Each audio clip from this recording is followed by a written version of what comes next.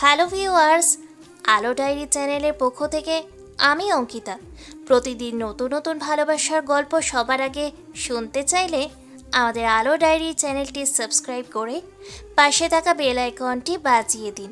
কেমন? ধন্যবাদ। শুধু একটা রাত কাটাতে হবে আমাদের সাথে, বাস আর কিছু চাচ্ছি না। বাঙালি যুবকটির অসৎ প্রস্তাবে সাবিহা প্রচণ্ড বিস্মিত হলো, কিন্তু তার বিষয়ের মাত্রা তার ক্রোধের মাত্রাকে ছাড়াতে পারল না। বান্ধবী সোফিয়ার বাসায় বার্থডে পার্টি শেষ করে বাড়ি ফিরছিল সাবিহা। কথা ছিল বাকি বন্ধুদের সাথে পার্টি শেষে একত্রে বাড়ি ফিরবে সে, কিন্তু পার্টি শেষে তার বন্ধুরা বাড়িতে ফেরার সিদ্ধান্ত বদলে ফেলে। তারা সকলেই আজ সোফিয়ার বাসায় রাত কাটাতে আগ্রহী হয়, কিন্তু সাবিহা এতে রাজি হয় না, কারণ রাতে বাড়ির বাইরে থাকতে তার ভালো লাগে না। এই জন্যই সে একাই নিজের বাড়ির উদ্দেশ্যে রওনা দেয়। প্রথমে সে ভেবেছিল বাড়িতে ফোন করে গাড়ি পাঠিয়ে দিতে বলবে, কিন্তু পূর্ণিমার রাতে ভ্যানিসের ছিমছাম রাস্তা ধরে হাঁটার লোভ সে সামলাতেই উঠতে পারেনি। ফলস্বরূপ পায়ে হেঁটেই বাড়ির উদ্দেশ্যে রওনা দেয় সে। এরই মাঝে হঠাৎ একটি বাঙালি ও একটি ইতালীয় যুবক এসে তার পথ আগলে ধরে। তাকে দিয়ে বসে একসাথে রাত কাটানোর বাজে প্রস্তাব। সাবিহা যুবকটির উদ্দেশ্যে ক্রুদ্ধ গলায় বলল, আপনার সাহস কি করে হলো আমাকে এমন প্রস্তাব দেওয়ার? যুবকটি সাবিহাকে আপাদমস্তক পর্যবেক্ষণ শেষে হলদেটে দাঁত বের করে বিশ্রীভাবে হাসল। তার নিকটে দাঁড়িয়ে থাকা ইতালীয় যুবকটিও একই ভঙ্গিতে হাসল। দুজনের উদ্দেশ্য একই, আজকে রাত এই মেয়েটার সাথে কাটিয়ে দেওয়া। যুবকটি হালকা হাত দাঁড়িয়ে হাত বুলোতে বুলোতে পুনরায় বলল, এত সাহসের কি দেখলে তুমি? চলো আমাদের সাথে, শুধু একটা রাতেরই তো ব্যাপার। আজ রাতের বিনিময়ে তুমি যা চাইবে তাই দেওয়ার চেষ্টা করব আমরা। কি ঠিক বলেছি লুকা? শেষোক্ত কথাটি ইতালীয় ভাষায় বলল যুবকটি। সাবিহা ঘৃণাপূর্ণ চাহনিতে চেয়ে যুবকটির উদ্দেশ্যে বলল, বাঙালি হিসেবে অ্যাটলিস্ট ভদ্রতামূলক আচরণ করা উচিত ছিল আপনার, কিন্তু নর্দমা কীটদের এটা কে বোঝাবে? এই বলেই সাবিহা উল্টো পথে হাঁটা শুরু করলো। কিন্তু দু কদম যেতে না যেতেই যুবকটি পেছন থেকে সাবিহার হাত চেপে ধরে। এতে সাবিহা কিঞ্চিত ঘাবড়ে গেলেও তৎক্ষণাৎ আত্মরক্ষা করতে যুবকটির দিকে ফিরল সে। মুহূর্ত মধ্যেই সাবিহা যুবকটির হাত ঘুরিয়ে নিজের হাত ছাড়িয়ে নিল, এবং যুবকটির কিছু বুঝে ওঠার পূর্বেই সেই যুবকটির হাত নিজের নিয়ন্ত্রণে নিল। অতঃপর পা দিয়ে যুবকটির পুরুষাঙ্গে লাথি দিয়ে তাকে ধরাশয় করে ফেলল। সাবিহার এই আত্মরক্ষামূলক কাজে দুজনেই হতবুদ্ধি হয়ে পড়ল। তারা বিস্ফোরিত নয়নে সাবিহার দিকে চেয়ে রইল। এরই সুযোগে সাবিহা পা বাড়িয়ে পালিয়ে যেতে দৌড় দিল। যুবক দুটি এই হতবুদ্ধিকর পরিস্থিতি এখনও কাটিয়ে উঠতে পারেনি। যতক্ষণে তারা পরিস্থিতি বুঝতে পারল, ততক্ষণে সাবিহা তাদের হাতের নাগাল হতে বেরিয়ে গিয়েছে। এদিকে বখাটে যুবক দুটির নাগাল হতে বেরিয়ে কিছু দূর আসতেই ব্যথায় তার পা দুটো থমকে গেল। পাশেই একটি গাছের গোড়ার কাছে বসে ফোঁস ফোঁস করে নিঃশ্বাস ছাড়ল সে। বহুদিন পর এত দূরত্ব দৌড়ে অতিক্রম করায় হাঁপিয়ে উঠেছে সাবিহা। দু হাত দিয়ে মাথা ধরে বড় বড় নিঃশ্বাস ছাড়ছে সে। শ্বাস প্রশ্বাসের গতি স্বাভাবিক হয়ে এলে আশেপাশে এক নজর বুলিয়ে নিল সাবিহা। অতঃপর অনিশ্চিত বিপদের শঙ্কায় সে তার বাবাকে কল দিয়ে নির্দিষ্ট ঠিকানায় গাড়ি পাঠিয়ে দিতে বলল। তোকে আমি স্বাধীনতা দিয়েছি, এর মানে এই নয় যে তুই এত রাত করে বাসায় ফিরবি, তাও আবার একা। তোর সাহস কি করে হলো পুতুল? আফসার সাহেবের রোশানলে পড়ে নুয়ে পড়ার পাতার ন্যায় মিয়ে গিয়েছে সাবিহা। চুপটি করে রিডিং রুমের মধ্যখানে দাঁড়িয়ে আছে সে। তার সামনে রাজকীয় ধাঁচের একটা সোফায় পায়ের উপর পা তুলে বসে আছেন আফসার সাহেব। তার পাশে দাঁড়িয়ে আছে সামাদ।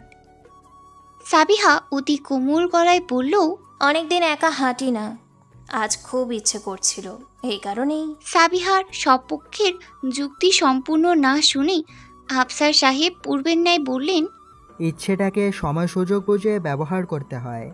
এটা শিখবি কবে তুই?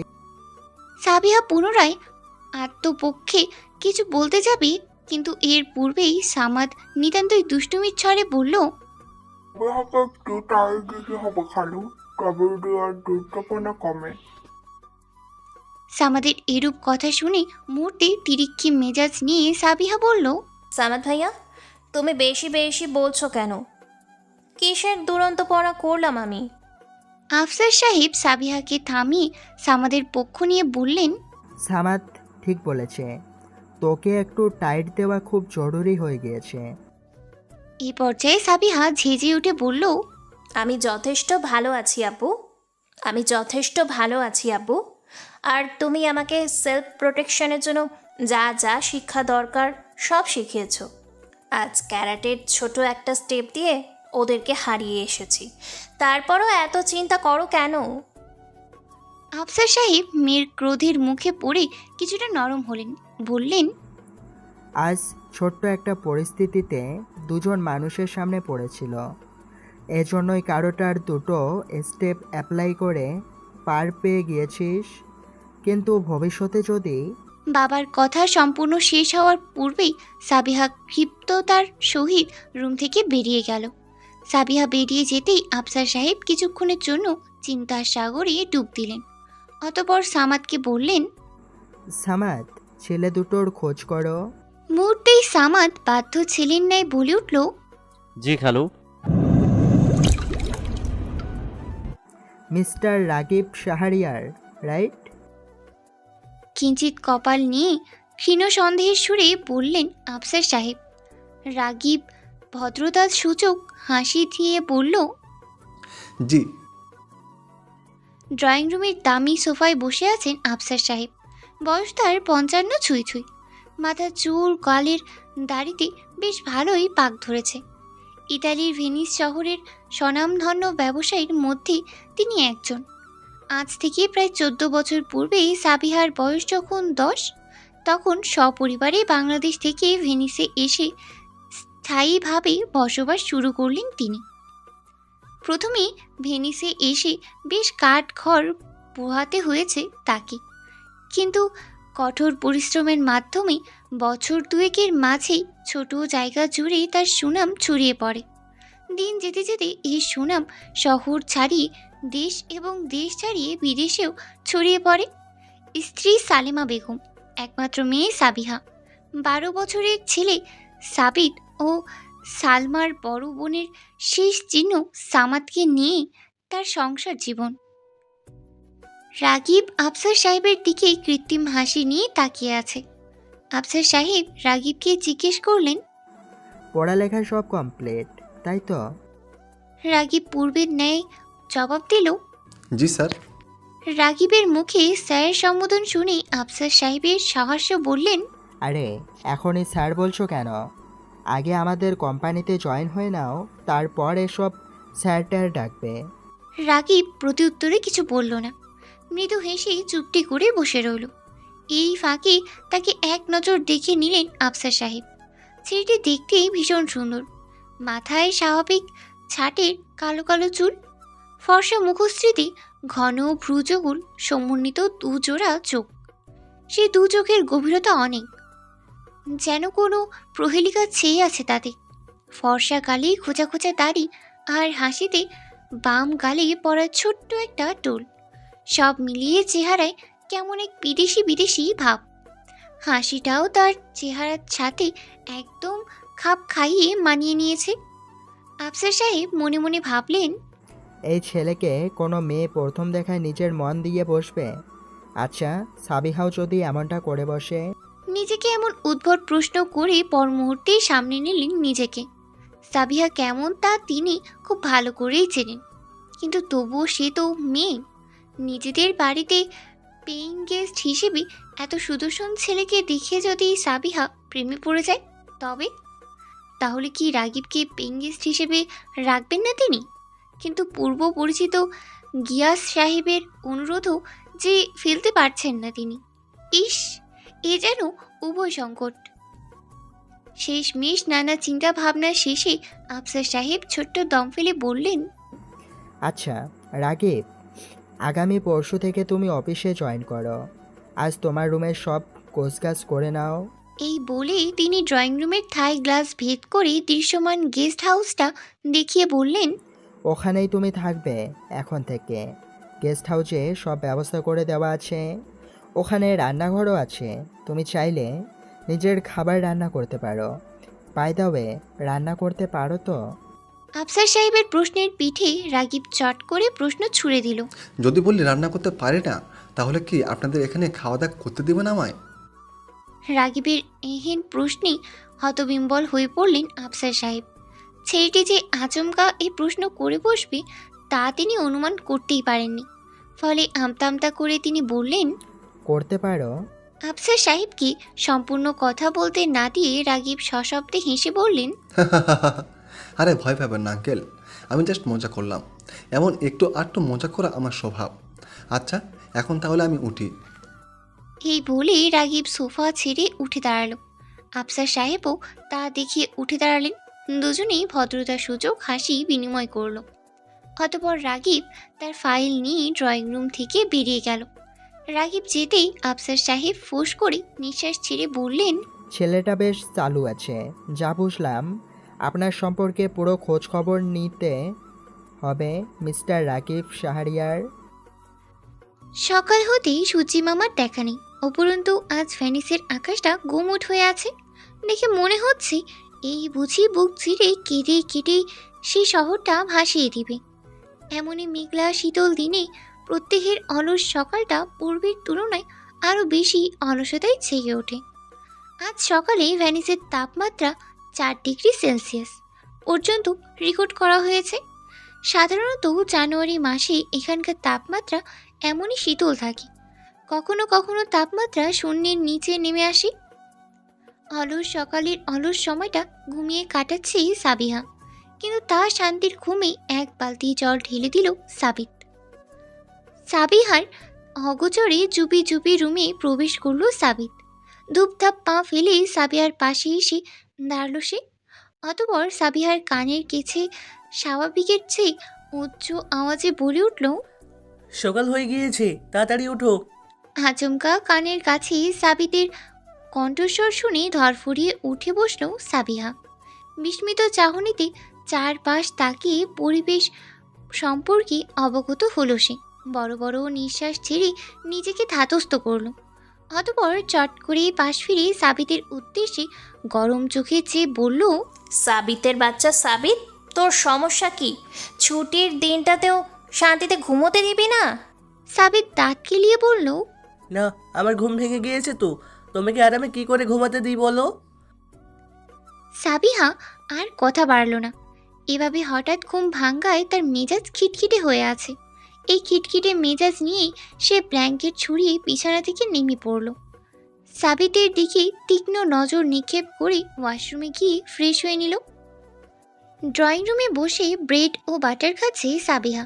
তার এক হাতে ফোন ও অপর হাতে ব্রেড। ধীরে সুস্থে খেতে খেতে নিউজ ফিড স্ক্রল করছে সে। বাড়ির বাকি সদস্যদের সকালের খাবার শেষ হয়েছে আরও আগে। রোজ রবিবার সাপ্তাহিক ছুটি থাকায় সাবিহা একটু দেরি করেই ঘুম থেকে ওঠে। এজন্য এই এক দিনটায় পরিবারের অন্যান্য সদস্যদের সাথে তার সকালের নাস্তা করা হয়ে ওঠে না। সাবিহার খাবার খাওয়ার মাঝেই ড্রয়িং রুমে এসে বসল সামাদ। তার চোখে এখনও ঘুমের রেশ রয়েছে। এই সাবিত যদি আজ তাকে ডেকে না তুলতো তবে নির্ঘাত দুপুর 12টা পর্যন্ত ঘুমোতো সে। কিন্তু সে আশায় গুড়ে বালি। সামাদকে ড্রয়িং রুমে দেখে সাবিহা জিজ্ঞেস করলো, কি সামাদ ভাইয়া, আজ মনে হচ্ছে একটু জলদি উঠে পড়লে? সামাদ লম্বা একটা হাই ছেড়ে অলস ভঙ্গিতে বলল, আর বলিস না, সাবিত আমাকে ঘুমাতে দিল না। ছুটির দিনের ঘুমটাও নষ্ট করে দিল ও। ওকে যে কিভাবে শিক্ষা দেব বুঝে পায় না। সামাদের সাথে সাবিহাও তাল মিলিয়ে বলল, আমিও তাই ভাবছি সামাদ ভাই, একে একটা শিক্ষা দিতেই হবে। নিজে তো ঘুমায় না, আবার আমাদেরও ঘুমোতে দেয় না। তাদের কথার মাঝে হঠাৎ উদয় হলো সাবিত। আফসার সাহেবের জন্য নির্দিষ্ট রাখা চেয়ারটায় বসল সে। ভ্রু নাচিয়ে বাঁকা হেসে জিজ্ঞেস করলো, সাবিত, গেস্ট হাউস পরিষ্কার করছে নাকি? সামাদ বিরক্তি ভরা চাহনিতে সাবিতের দিকে একবার তাকালো। অতঃপর আচমকা সাবিতের মাথায় গাঁটটা মেরে বলল, নেক্সট স্যাটারডে থেকে তোকে রাতে খাটের সাথে বেঁধে রেখে তারপর আমরা ঘুমাবো। এতে করে যদি সানডেটা একটু শান্তিতে কাটাতে পারি তো। সামাদের গাঁটটা মারায় ব্যথায় আহ শব্দ করে উঠল সাবিত। মাথায় হাত বুলাতে বুলাতে চোখ মুখ উঁচকে অভিযোগের সুরে বলল, হোয়াট ইজ দিস সামাদ ভাই, আমাকে এভাবে মারছো কেন? এই বলে সে মাথার অবিন্যস্ত চুলগুলো বিন্যস্ত করতে করতে শকতোক্তি করে বলল, উফ, আমার চুলগুলোই নষ্ট করে দিল এরা। 12 বছর বয়সী সাবিতের এই ফ্যাশন সচেতনতা দেখে সামাদ ও সাবিহা মিটিমিটি হাসতে লাগলো। সাবিতের এই ফ্যাশন সচেতনতা সম্পূর্ণ মন মানসিকতা সম্পর্কে বাড়ির প্রত্যেকেই অবগত। এই বয়সে সাবিতের এমন আচরণ নিয়ে সামাদ ও সাবিহা মাঝে মাঝেই মজা করে, কিন্তু এই ব্যাপারটা অবশ্য সাবিতের একটুও পছন্দ না। তার অভিযোগ, ছোট হয়েছি বলে কি একটু স্টাইলও করতে পারবো না। ব্যাস, সাবিতের এই কথা নিয়েও সামাদ ও সাবিহা মজা করা শুরু করে দেয়। আচ্ছা তোরা থাক, আমি হাত মুখ ধুয়ে আসি। এই বলেই সামাদ চেয়ার ছেড়ে উঠে গেল। ততক্ষণে সাবিহার খাওয়া দাওয়াও শেষ হয়ে গিয়েছে। খাওয়া শেষে ডাইনিংয়ের চেয়ারে বসে বসে সে ফোন চালাতে লাগলো। বেশ কিছুক্ষণ পর পানি খাওয়ার জন্য গ্লাস হাতে নিতেই তার চোখ আটকে গেল ব্যাকইয়ার্ডে অবস্থিত গেস্ট হাউসের ওপর। গেস্ট হাউসের দরজার সামনে বেশ কিছু জিনিসপত্র রাখা। সেগুলো দেখেই সাবিহা কিঞ্চিত বিস্মিত হলো। সন্দেহের সুরে সাবিতকে জিজ্ঞেস করলো, সাবিত, গেস্ট হাউস পরিষ্কার করছে নাকি? সাবিতও ফোনে মনোযোগী হয়ে উঠেছিল। সাবিহার প্রশ্নে তার মনোযোগ ভাঙল, কিঞ্চিত বিরক্ত হলো। মুখ দিয়ে চ বর্ণের ন্যায় শব্দ উচ্চারণ করে ফোন রেখে গেস্ট হাউসের দিকে তাকালো সে। নিমেষেই পর্যবেক্ষণ শেষে পুনরায় সে ফোনে মনোযোগী হলো। হেলাফেলা করে বলল, নতুন পেইং গেস্ট এসেছে, তার এই জিনিসপত্রগুলো রাখা ওখানে। পেইং গেস্টের কথা শুনে সাবিহা ভ্রু উঁচিয়ে তাকালো। সাবিতকে পুনরায় জিজ্ঞেস করলো। কবে এসেছে? সাবিত ফোনে মুখ গুজেই বলল, আজই এসেছে। ইতালিয়ান? বাঙালি। পেইং গেস্ট হিসেবে তাদের বাসায় বাঙালি উঠেছে বলে খুশিতেই সাবিহার চোখ জোড়া চকচক করে উঠল। কৌতূহলী কণ্ঠে জিজ্ঞেস করলো, নাম কি রে? জানি না, তবে এতটুকু জানি উনি ছেলে। সাবিহা এবার ফাটা বেলুনের ন্যায় চুপসে গেল। তার অতি উৎসাহী কৌতূহলী ভাবটা নিমিষেই উবে গেল। কারণ পেইং গেস্ট হিসেবে সে একজন মেয়েকে আশা করেছিল। ভেবেছিল নিজের বাড়িতে সার্বক্ষণিক একজন বান্ধবী হিসেবে একটা মেয়েকে পাবে সে। ইস, কতদিন বাঙালি কোনো মেয়ে বন্ধুর সাথে মন খুলে কথা বলে না সে। কিন্তু সে আশায় গুড়ে বালি। শেষমেশ পেইং গেস্ট হিসেবে কিনা একটা ছেলে তাদের বাড়িতে উঠল। কিন্তু সে ভেবে পেল না তাদের বাবা পেইং গেস্ট হিসেবে একজন ছেলেকে রাখলো কি করে। বাবাকে এই নিয়ে কিছু জিজ্ঞেস করবে সে? না, এ নিয়ে জিজ্ঞেস করাটা কেমন যেন হয়ে যায়। এসব ভাবতে ভাবতেই চেয়ার ছেড়ে উঠে দাঁড়ালো সাবিহা। উদ্দেশ্য পেইং গেস্ট হাউসের গিয়ে নতুন আগন্তুক পেইং গেস্টকে চেহারা দর্শন করা। বন্ধ ফ্যাক্টরির ভিতরে খালি একটা জায়গায় চেয়ারে পায়ের উপর পা তুলে বসে আছে সামাদ। তার হাতে লোডেড পিস্তল, তার চোখে মুখে সুপ্ত রাগ, চোখ জোড়া রক্তবর্ণ। তার সামনে আতঙ্কে সময় কাটাচ্ছে সেই যুবকটি যে সাবিহাকে গতকাল উত্ত্যক্ত করেছিল। যুবকটির পুরো শরীর ঘেমে নিয়ে একাকার। প্রাণের ভয়ে তার দুধ চোখ বেয়ে অনবরত অশ্রু গড়িয়ে পড়ছে। সে হাত জোর করে সামাদের উদ্দেশ্যে বলল, ভাই, আমারে ছেড়ে দেন। আমি তো আপনাদের দেশের মানুষ। দেশের মানুষ হিসাবে ছেড়ে দেন। প্রাণ ভিক্ষা চেয়ে আকুতি করা যুবকটির কথায় গলল না সামাদ।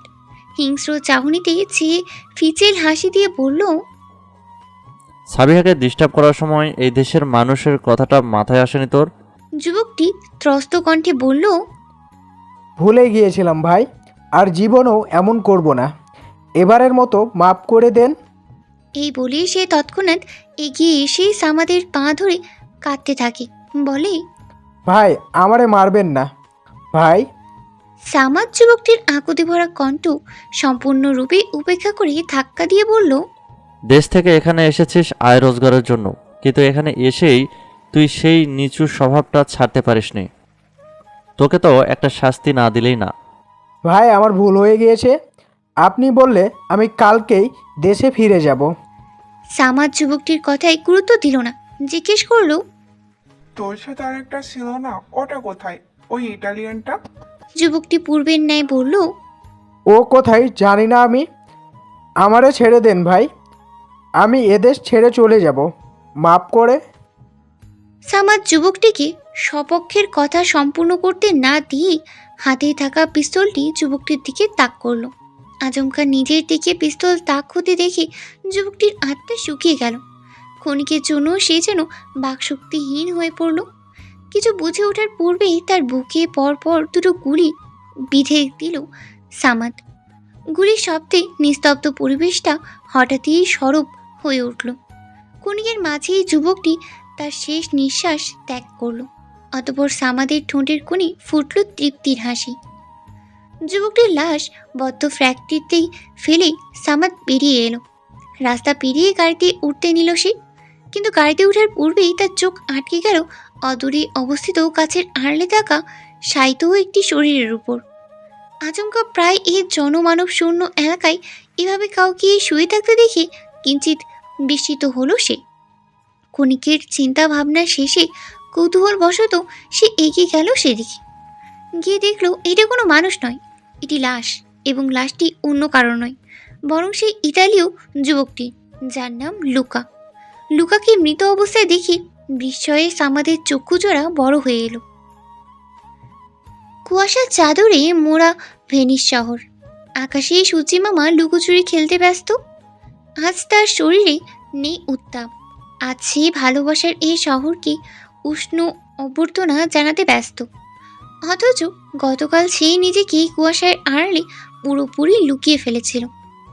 চারপাশ পাখির কিচিরমিচির মিষ্টি মধুর ধ্বনিতে গুঞ্জিত হচ্ছে, সেই সাথে মৃদু মন্দ হাওয়ায় দোল খাচ্ছে ব্যাকইয়ার্ডের অবস্থিত গাছগুলি।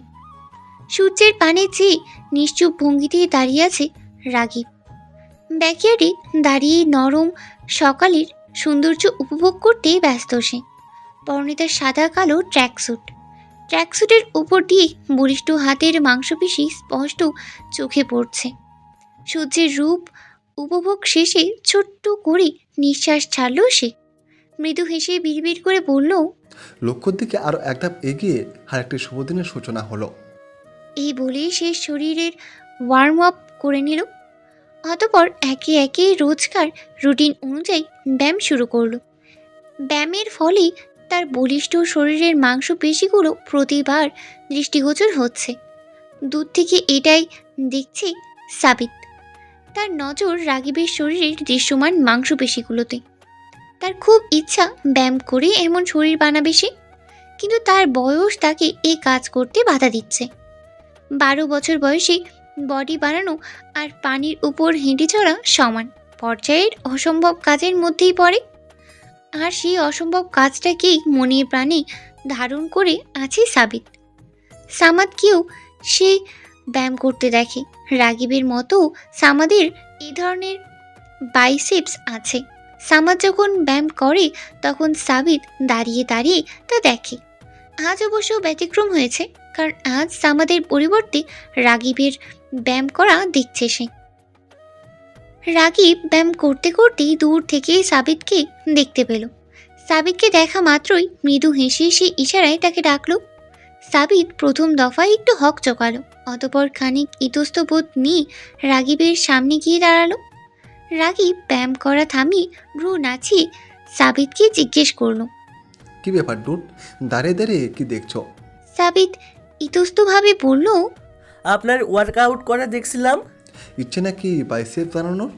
সাবিত তৎক্ষণাৎ মাথা ঝাঁকিয়ে কৌতূহলী ভঙ্গিতে সম্মতি দিয়ে বলল, হ্যাঁ হ্যাঁ, খুব ইচ্ছে, কিন্তু আপনি জানলেন কি করে? রাগীব মুখ লুকিয়ে হেসে ফেলল, বলল, তোমার চোখে স্পষ্ট দেখতে পারছি তোমার ইচ্ছেগুলো। রাগীবের জবাবে সাবিতের কৌতূহল বেড়ে গেল। সে বলল, আপনি দূর থেকে বুঝে গেলেন? হ্যাঁ, কোনো সন্দেহ? আচ্ছা, তোমার নাম সাবিত না? সাবিত এবার চমকালো এবং পূর্বের ন্যায় কৌতূহলী কণ্ঠে আশ্চর্যিত হয়ে জিজ্ঞেস করলো। আপনি আমার নাম জানলেন কি করে? রাগীব মুখ লুকিয়ে হেসে ফেলল, অতঃপর কণ্ঠে কৃত্রিম রহস্য প্রকাশ করে বলল। Top secret. এই বলে ফিক করে হেসে ফেলল সে। পুনরায় বলল। যে বাড়িতে উঠেছি সে বাড়ির হ্যান্ডসাম ছেলেটার নাম জানবো না? সাবিত এবার কিছুটা লজ্জা পেল। এই প্রথম কেউ তাকে হ্যান্ডসাম বলেছে। ইস, তার কত ইচ্ছা নিজের ক্লাসমেটদের কাছে শুনবে যে সে হ্যান্ডসাম, কিন্তু তার ক্লাসমেটরা এসবের থোড়াই কেয়ার করে। সাবিত নিজের লাজুক ভাবটা লুকাতে বলল। আপনিও অনেক হ্যান্ডসাম ভাই। রাগী প্রত্যুত্তর করল না, একটু এগিয়ে সাবিতের কাঁধেই হাত রাখলো। কণ্ঠে কিঞ্চিত বিস্মিত ভাব প্রকাশ করে বলল। ডুড, ইতালি থেকেও এত ফ্লুয়েন্টলি বাংলা কি ভেবে বলো তুমি? সাবিত মুচকি হাসলো, বলল। আমাদের বাসায় কেউ ইতালিয়ান ল্যাঙ্গুয়েজে কথা বলে না। ছোট থেকে আমাকে বাংলা বলা শিখিয়েছে, এই কারণেই এত ভালো বাংলা বলি। কেউ বাড়ির বাইরে বের হলে আবার ইতালিয়ান ল্যাঙ্গুয়েজে কথা বলি। গ্রেট। তোমার স্কুল নেই? হ্যাঁ, 10টার সময় স্কুল। এভাবে গল্প করতে করতে রাগীব ও সাবিত ব্যাকইয়ার্ডে সবুজ ঘাসের উপর বসে পড়ল। দুজনের মাঝেই টুকটাক গল্প চলতে লাগলো। এটুকু সময়ের মধ্যেই সাবিত রাগীবের সাথে একদম ফ্রি হয়ে গিয়েছে। তারা দুজনে এমনভাবে কথা বলছে যেন তারা একে অপরকে বহু পুরনো বন্ধু। হঠাৎ উপর থেকে ঝিরিঝিরি করে পানি পড়ায় চমকে উঠল দুজনে। তৎক্ষণাৎ উঠে দাঁড়িয়ে পানি উৎস খুঁজতে উপরে তাকালো তারা। সাবিত দেখল বেলকনিতে বড় স্প্রে বোতল হাতে নিয়ে দাঁড়িয়ে আছে সাবিহা। তার বুঝতে বাকি রইল না, সাবিহা ব্যালকনিতে তার সযত্নে রাখা গাছগুলোই পানি দিতে দিতে তাদের প্রায় ভিজিয়েই দিয়েছে। সাবিত কিছুটা রাগান্বিত কণ্ঠে বলল। কি আপু, চারপাশ দেখে পানি দিবে তো, আমাদেরকেও তো ভিজিয়ে দিলে। সাবিহা জিহ্বায় কামড়ে বলল। সরি রে, আমি দেখতে পাইনি তোকে। এই বলে সে সাবিতের পাশে দাঁড়িয়ে থাকা অবস্থায় এক সুদর্শন পুরুষকে দেখতে পেল। কিয়ৎক্ষণের জন্য তার দৃষ্টি স্থির হলে কিন্তু তৎক্ষণাৎ সে নিজেকে সামনে নিয়ে ভ্রু উঁচিয়ে সন্দেহের স্বরে জিজ্ঞেস করলো। এই, সকাল সকাল কোন স্ট্রেঞ্জারকে ঘরে ঢুকিয়ে এনেছিস সাবিত? আব্বুকে জানাবো তোর এই কাজের কথা? সাবিত কোমরে হাত দিয়ে ক্ষীণ প্রতিবাদী সুরে বলল। রাগীব ভাই কোনো স্ট্রেঞ্জার না, আমাদের নিউ পেইং গেস্ট। সাবিহা কিছু বলার প্রস্তুতি নিলেও নিজেকে সামনে নিল, ছোট্ট করে জবাব দিল। ও, পর মুহূর্তেই পূর্ণ উদ্যমে বলে উঠল। স্কুলে যাওয়ার প্রিপারেশন না নিয়ে সকাল সকাল আড্ডা দিতে বসেছিস? আব্বু জানলে কানে নিচে 2-4টা ঘা বসিয়ে দিবে একদম। ভেতরে আয় জলদি। এই বলে সে আর চোখে রাগীবের দিকে তাকালো। রাগীব এক দৃষ্টিতে তার দিকেই তাকিয়ে আছিল। সে তাকাতেই এক নিমেষের জন্য তাদের দৃষ্টি বিনিময় হলো। কিঞ্চিত হকচকে উঠল সাবিহা। অতপর তৎক্ষণাৎ নিজেকে সামনে নিয়ে রুমের ভিতরে চলে গেল সে। তার যাওয়ার পানে এক দৃষ্টিতে তাকিয়ে রইল রাগীব। মুগ্ধ হেসে বিড়বিড় করে বলল। Today is my Sunshine day. আধারে ঘেরা রিডিং রুমে বসে আছেন আফসার সাহেব। ল্যাম্পের হলদেটে আলোতে মোটা একটা বইয়ে মুখ গুজে আছেন তিনি। তার চেহারার অস্বাভাবিক গম্ভীর্যতা, দৃষ্টি তীক্ষ্ণ। কিছুক্ষণ বাদেই অনুমতি নিয়ে রুমে প্রবেশ করলো সামাদ। আফসার সাহেবের সামনে উপস্থিত একটি চেয়ারে বসল সে। তাকে দেখিয়ে দৃষ্টি উঠালেন না আফসার সাহেব। তার তীক্ষ্ণ দৃষ্টি এখনও বইয়ের প্রতিটি অক্ষরে নিবদ্ধ। রিডিং রুমে অস্বাভাবিক নীরবতা বিরাজ করছে। এই নীরবতা গমগমে কণ্ঠ দ্বারা ভাঙলেন আফসার সাহেব। দৃষ্টি বইয়ের পাতায় রেখে সামাদকে জিজ্ঞেস করলেন। যা বলেছিলাম তা করেছ? সামাদ বাধ্য ছেড়ে নেয় জবাব দিল। হ্যাঁ খালু, একদম সেফভাবে করেছি। আফসার সাহেব প্রত্যুত্তর করলেন না। ঠোঁটের কোণে রহস্যময় হাসি ফুটিয়ে পুনরায় মনোযোগী হয়ে উঠলেন। এই শোনো না, প্রতিদিন ভালোবাসার নতুন নতুন গল্প পেতে ও শুনতে চাইলে আমাদের আলোর ডায়েরি চ্যানেলটি সাবস্ক্রাইব করে পাশে থাকা বেল আইকনটি বাজিয়ে দিও, কেমন? আজ ভীষণ দেরি করে ফেলেছে সাবিহা। যেখানে সকাল 9টায় ভার্সিটি পৌঁছানোর কথা সেখানে এখন বাজে 9টা 5। অথচ সে এখনো বাড়িতেই আছে, কারণ আজ তার ঘুমই ভেঙেছে 9টার সময়। ইস, আজকের প্রথম ক্লাসটাই মিস। সাবিহা দ্রুত হাত মুখ ধুয়ে ফ্রেশ হয়ে নিল। দ্রুততার সাথে পার্পল কালারের একটা কুর্তির সাথে জিন্সের প্যান্ট পরলো, গায়ে জড়িয়ে নিল কালো একটি জ্যাকেট, তার উপর গলায় পেঁচিয়ে নিল কুচকুচে কালো রঙের একটা ওড়না। কাঁধ ছাপিয়ে পড়া মাঝারি সাইজের চুলগুলো উঁচু করে পনিটেল করে করে নিল সে। অতপর কাঁধে ব্যাগ ঝুলিয়ে দ্রুত সিঁড়ি বেয়ে নেমে এলো। ডাইনিংয়ে এসে সালমা বেগমের উদ্দেশ্যে হাঁক ছাড়ল, আম্মু নাস্তা দাও, আজকে অনেক লেট হয়ে গিয়েছে। এই বলে সে হাত ঘড়ির দিকে চোখ বুলালো। 9টা 20 বাজে। ঘড়িতে সময় দেখা মাত্র তার ব্যস্ততা পূর্বের তুলনায় বহুগুণ বেড়ে গেল। সালমা বেগম তৎক্ষণে কিচেন হতে নাস্তা নিয়ে এসেছে। সাবিহার সামনে নাস্তার প্লেট নিয়ে কপট রাগ দেখিয়ে বললেন, সেই কখন থেকে ডাকছি তোকে, কিন্তু তোর ঘুম ভাঙার নামগন্ধ নেই। লেট তো হবেই। সাবিহা মায়ের কথা কানে তুলল না। সে দ্রুত খাবার খেয়ে নিল। অতপর পানি খেতে খেতে ব্যস্ত কণ্ঠে জিজ্ঞেস করলো, সামাদ ভাই কোথায় আম্মু? বেরিয়ে গিয়েছে? হ্যাঁ, তোর আসার কয়েক সেকেন্ড আগেই বাড়ি থেকে বেরিয়েছে ও। গ্যারেজে থাকতে পারে। সাবিহা মায়ের কথার প্রত্যুত্তর করল না। দ্রুত পায়ে সিঁড়ি বেয়ে লনে নেমে এলো। এক প্রকার দৌড়ে ব্যাকইয়ার্ডে চলে এলো সে, কিন্তু গ্যারেজে ঢোকার পূর্বেই অসাবধানতাবশত পায়ের সাথে পায়ে হোঁচট খেয়ে মুখ থুবড়ে পড়তে নিল সে। তবে এর পূর্বেই রাগীব তার হাত ধরে নিল। ফলস্বরূপ এ যাত্রায় মুখ থুবড়ে পড়া হতে বেঁচে গেল সে। ঘটনার আকস্মিকতায় সাবিহা একদিকে যেমন ভয় পেল, ঠিক তেমনি আকস্মাৎ রাগীবকে দেখে কিঞ্চিত চমকে উঠল। ফলস্বরূপ তার টানা টানা গভীর চোখ দুটো স্বাভাবিকের তুলনায় ঈষৎ বৃহদাকার রূপ ধারণ করল। তার মুখশ্রীতে ফুটে ওঠা বিস্মিত ভাব দেখে রাগীব মুচকি হাসল, বলল, সাবধানে মিস সাবিয়া, ট্রেন ছুটে যাচ্ছে না আপনার। রাগীবের স্বাভাবিক সুরের উক্তিতেও সাবিহা কিঞ্চিত অপমানিত বোধ করল। তৎক্ষণাৎ রাগীবের হাত থেকে নিজের হাত ছাড়িয়ে নিল। তীক্ষ্ণ কণ্ঠে বলল, সে নিয়ে আপনাকে ভাবতে হবে না। রাগীব ঘাড় ঘুরিয়ে হেসে নিল, বিড়বিড় করে বলল, এই ভাবনাই তো কাজ। রাগীবের কথা অস্পষ্টভাবে সাবিহার কানে এলো, তবে সে কথার মর্মত্ব বুঝতেই পারল না। ফলে সে কান খাড়া করে বলল, কি বললেন? রাগীব মৃদু হেসে বলল, কিছু না, আপনাকে সাবধানে চলতে বলেছি, এই তো। সাবিহা প্রত্যুত্তর করল না। ভ্রুকুচকে কিয়ৎক্ষণ রাগীবের দিকে চেয়ে রইল। আজকে ফর্মাল স্যুটে রাগীবকে দারুণ লাগছে। সাদা শার্ট, কালো ব্লেজার, কালো প্যান্টে তাকে কোনো অফিসের সিইও এর ন্যায় লাগছে, অথচ এখানে সে অফিসের মামুলি এক কর্মকর্তা। সাবিহা নিমিষের জন্য রাগীবের চোখের দিকে তাকালো। সে এই ভেবে অবাক হলো, দুই সাক্ষাতে এই মানুষটি কী করে নিজের চোখের গভীরতায় তাকে আটক করেছে। অদ্ভুত! এই মানুষটার চোখের দিকে কিয়ৎক্ষণ তাকালেও কেমন যেন প্রহেলিকার ন্যায় মনে হয় সব কিছু। ঘন প্রহেলিকা, দুই চোখের গভীরতা অনেক, যেন এই চোখেই হারিয়ে পার করে দেওয়া যায় শত শত বছর। সামাদ গাড়ি নিয়ে গ্যারেজ থেকে বের হলো। সাবিহা ও রাগীবকে একসাথে দেখে সে কিঞ্চুটা অবাক হলো। এরা দুজন একসাথে কি করছে? সামাদ গাড়ি নিয়ে ব্যাকইয়ার্ডের সিমেন্ট নির্মিত রাস্তায় দাঁড়ালো। গাড়ি থেকে মাথা বের করে সাবিহাকে জিজ্ঞেস করলো, কিরে সাবু, তুই এখনো বের হসনি? ভার্সিটি যাবি কখন? সাবিহা চমকিত সামাদের দিকে তাকালো। অতপর এক পলক রাগীবের দিকে চেয়ে সামাদকে বলল, সাবিহা বলল, আজকে ঘুম ভাঙতে দেরি হয়ে গেছে বিধায় ক্লাসে যেতে পারিনি, বাট পরের ক্লাসটা ধরতে চাই। আমাকে ভার্সিটিতে ড্রপ করে দাও না সামাদ ভাই। আচ্ছা আয়। সাবিহা বিনা বাক্য ব্যয়ে ফ্রন্ট সিটে বসে পড়ল।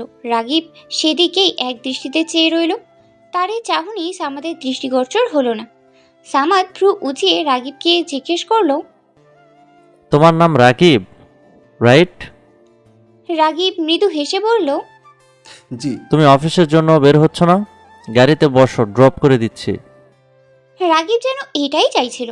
ফলে সামাদের প্রস্তাব দেওয়ার সাথে সাথে সে ভদ্রতার সূচক হাসি দিয়ে গাড়িতে বসে পড়ল। রাগীবের এমন আচরণে সাবিহা ও সামাদ ভীষণ অবাক হলো। দুজনে ভাবলো রাগীব হয়তো এই প্রস্তাব নাকচ করবে, কিন্তু সে তো এক বলায় রাজি হয়ে গেল।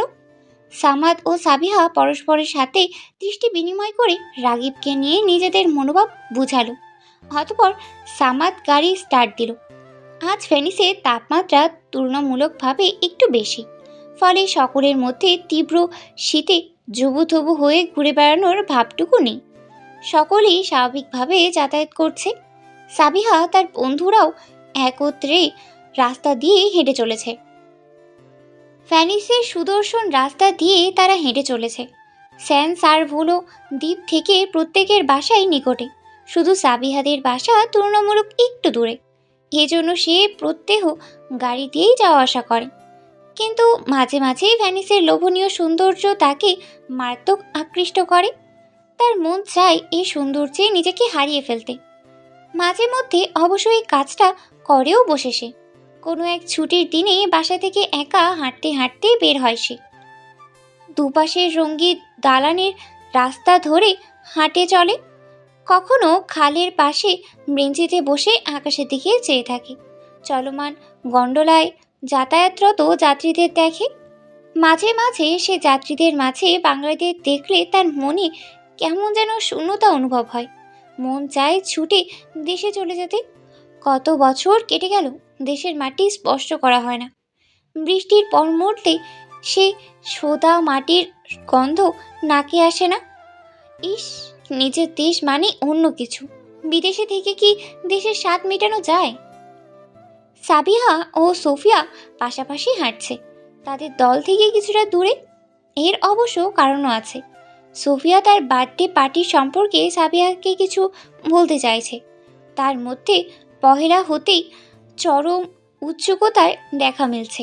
বিষয়টা সাবিহা লক্ষ্য করেছে, কিন্তু কতক্ষণ একান্ত ব্যক্তিগত মানুষ সময়ের সুযোগ না পাওয়ায় সে আগ বাড়িয়ে সোফিয়াকে এ নিয়ে জিজ্ঞেস করেনি এবং সোফিয়াও বলেনি। কিন্তু নিজের উৎসুকতা দমাতে না পেরে সোফিয়া বন্ধুদের ভিড় থেকে একটু দূরে সরে আসে। তাকে দেখে সাবিহাও এগিয়ে আসে। সাবিহা আসতেই সোফিয়া আগ্রহী হয়ে বলল, সাবিহা, তোমাকে একটা কথা বলার ছিল। সাবিহা কিঞ্চিত ভ্রু উচকে সোফিয়ার দিকে চাইল। সন্দেহতীত কি কণ্ঠে ব্যাপার, জিজ্ঞেস সোফিয়া? করলো। কি ব্যাপার সোফিয়া, এত এক্সাইটেড কেন তুমি? সোফিয়া এবার কিছুটা লাজুক চাহনিতে সাবিহার দিকে তাকালো, বলল, আমার বার্থডে পার্টির রাতে জর্জ আমাকে প্রপোজ করেছে। সাবিহা মুহূর্তে আনন্দে ফেটে পড়ল। থমকে দাঁড়িয়ে সোফিয়াকে জড়িয়ে ধরে তীব্র আনন্দে বলল, কংগ্রাচুলেশন সোফিয়া, অ্যাট লাস্ট তোমার মনের ইচ্ছা পূরণ হলো। আমি কবে থেকে চাইছিলাম তোমার আর জর্জের মধ্যে কিছু হোক, অবশেষে সুসংবাদ শুনতে পেলাম। এই বলে সে সোফিয়াকে ছেড়ে দিল। সোফিয়া বলল, আমি খুব খুশি হয়েছি সাবিহা। আমি ভাবতেও পারিনি জর্জ আমাকে পছন্দ করে। আমি আগে সাবিহা তার কথা শেষ করতে পারল না। এর পূর্বেই সাবিহার পেছন হতে পরিচিত এক কণ্ঠস্বর ভেসে এলো। হেই প্রিটি লেডি। চমকা পুরুষালী কণ্ঠে চমকে উঠল সাবিহা। মূল জায়গা হতে ছিটকে 2 কদম দূরে সরে এলো সে। তৎক্ষণাৎ পিছনে তাকিয়ে দেখলো ঠোঁটের কোণে স্নিগ্ধ হাসি নিয়ে রাগিব দাঁড়িয়ে আছে। সাবিহা মুহূর্তেই রাগান্বিত কণ্ঠে বলল, সমস্যা কি আপনার? এভাবে পেছন থেকে আমাকে ডাকার মানে কি? রাগিব বিস্তৃত হাসল। 2 কদম এগিয়ে এসে সোফিয়ার সম্মুখে দাঁড়ালো। সাবিহাকে উদ্দেশ্য করে সোফিয়ার পানে চেয়ে বলল, আমি আপনাকে বলিনি, আমি তো সোফিয়াকে বলেছি। এই বলে রাগিব সোফিয়ার দিকে নিজের হাত বাড়ালো। পরিস্থিতি সম্পর্কে অনবগত সোফিয়া ক্ষণিকের জন্য কিংকর্তব্য বিমূঢ় হয়ে পড়ল। তবে রাগিবের হাত বাড়ানো দেখে সে জোরপূর্বক হেসে নিজের হাত রাগিবের হাতে রাখল। অতঃপর রাগিব সোফিয়ার হাতের পিঠে আলতো করে চুমু দিয়ে ভদ্রতা সূচক কণ্ঠে বলল, আমার সামনে এই প্রিটি লেডি থাকতে আমি অন্য কাউকে দেখবো কেন? রাগিবের এহেন কথায় অপমানে থমথমে হয়ে এলো সাবিহার মুখশ্রী। সে তীক্ষ্ণ চাহনিতে রাগিবের দিকে চাইল।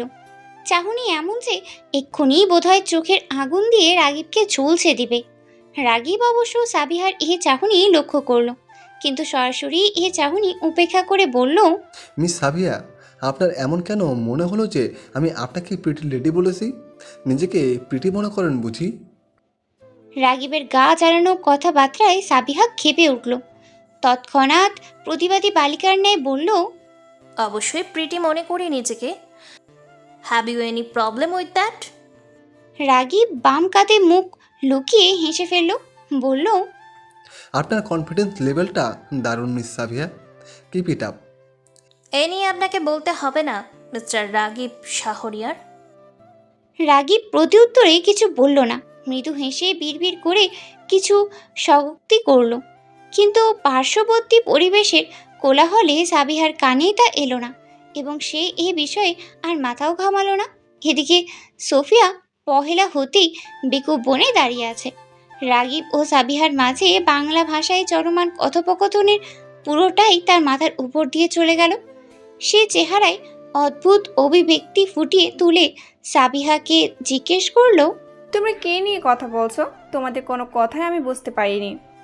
সাবিহা প্রতিক্রিয়া স্বরূপ সরু চোখে রাগিবের দিকে চাইল, দুহাত বুকে গুজে অনীহার সহিত বলল, নাথিং সোফিয়া। এ পর্যায়ে রাগিব সহাস্য সোফিয়াকে বলল, এই ভাষা তোমার সময়ের প্রয়োজন সোফিয়া। সোফিয়া রাগিবের সাথে সহমত প্রদর্শন করে ছোট্ট নিঃশ্বাস ছেড়ে বলল, ঠিক বলছো, রাগিব রাইট। সোফিয়ার মুখে নিজের নামের বিকৃত উচ্চারণ শুনে রাগিবের মুখ ছোট হয়ে এলো। এদিকে সাবিহা ফিক করে হেসে ফেলল। এ পর্যায়ে রাগিব বেশ অপমানিত বোধ করল। সোফিয়াকে নিজের নামের সঠিক উচ্চারণ শেখাতে ভেঙে ভেঙে নিজের নামটা বলল। ক্ষণিকের মাঝেই সোফিয়া রাগিবের নামের সঠিক উচ্চারণ বলল। অতঃপর রাগিব মুচকি হেসে সোফিয়া ও সাবিহাকে প্রস্তাব দিয়ে বসলো, hey ladies, would you have a gondola ride with me? Sofia মুচকি হেসে সম্মতি প্রদান করল।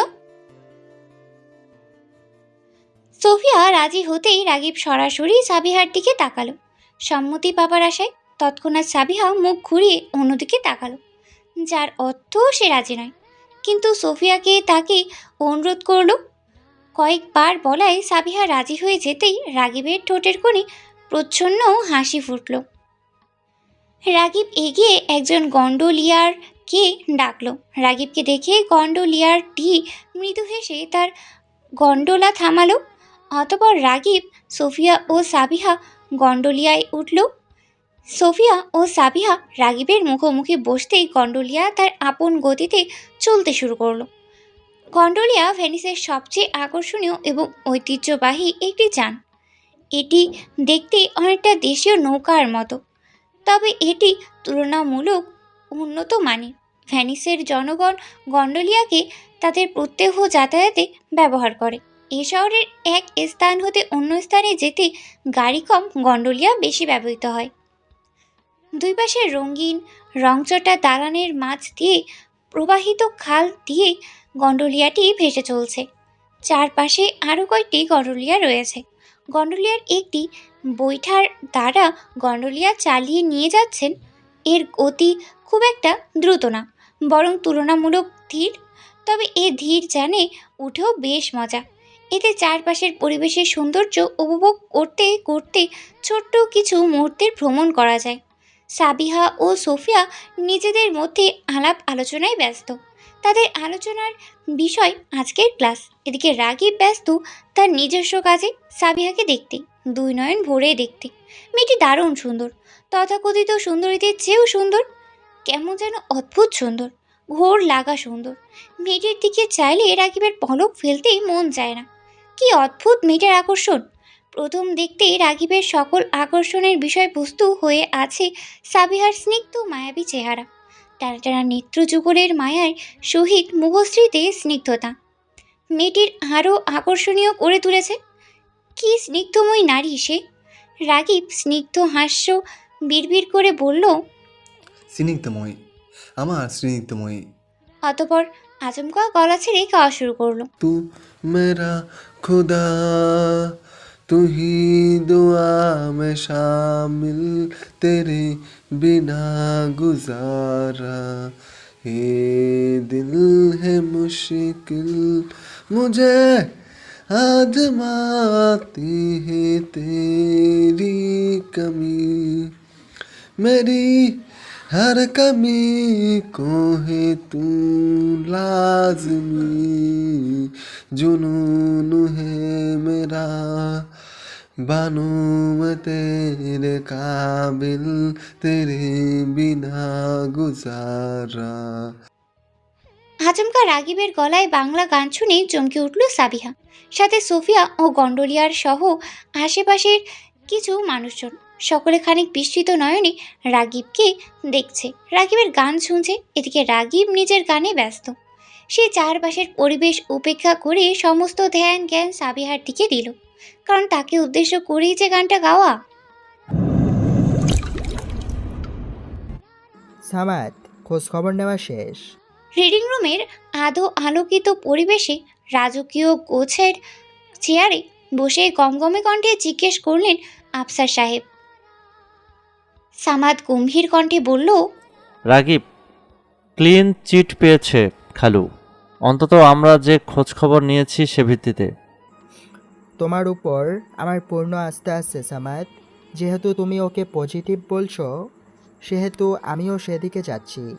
জি খালু, আমার মনে হয় ছেলেটা যথেষ্ট ভালো, চেহারা দেখে খুব ভদ্র মনে হয়। আফসার সাহেব তাচ্ছিলের হাসি দিয়ে বললেন, কারোর চেহারায় ভদ্র লেখা থাকলেই কি সে ভদ্র হয়ে যায়? যেমন আমাকে দেখে ভদ্র মনে হলেও কি আমি আদৌ ভদ্র? এই বলে আফসার সাহেব অট্ট হাসিতে ফেটে পড়লেন। সাথে যোগ দিল সামাদ। ক্ষণিকের মাঝেই হাসি থামিয়ে আফসার সাহেব বললেন, আমারও মনে হয় রাগের ছেলেটা ভালো, ভদ্র, পার্ট গাট ফিলিং আর কি। আজ দেখলাম ওর পদের কাজও বেশ ভালোই পারে। জি খালু, আমিও খেয়াল করেছি। কাল থেকে তাহলে রাগিব অফিসিয়ালি জয়েন করছে। হ্যাঁ, তুমি সময় করে কালকে ওকে ভালোভাবে কাজে বুঝিয়ে দিও। আচ্ছা খালু।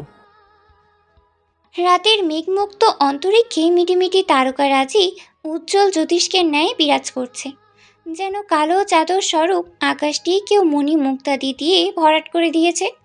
আর পৃথিবীবাসী সেই মণি মুক্তাদির সৌন্দর্য দুই নয়ন দিয়ে উপভোগ করছে। ভ্যানিসে রাতের তাপমাত্রা দিনের তাপমাত্রার চেয়ে তুলনামূলক কম থাকে, ফলে দিনে তেমন হিম শীতল পরিবেশ বিরাজ না করলেও রাতে সর্বদিকে হিম অনল প্রবাহিত হয়।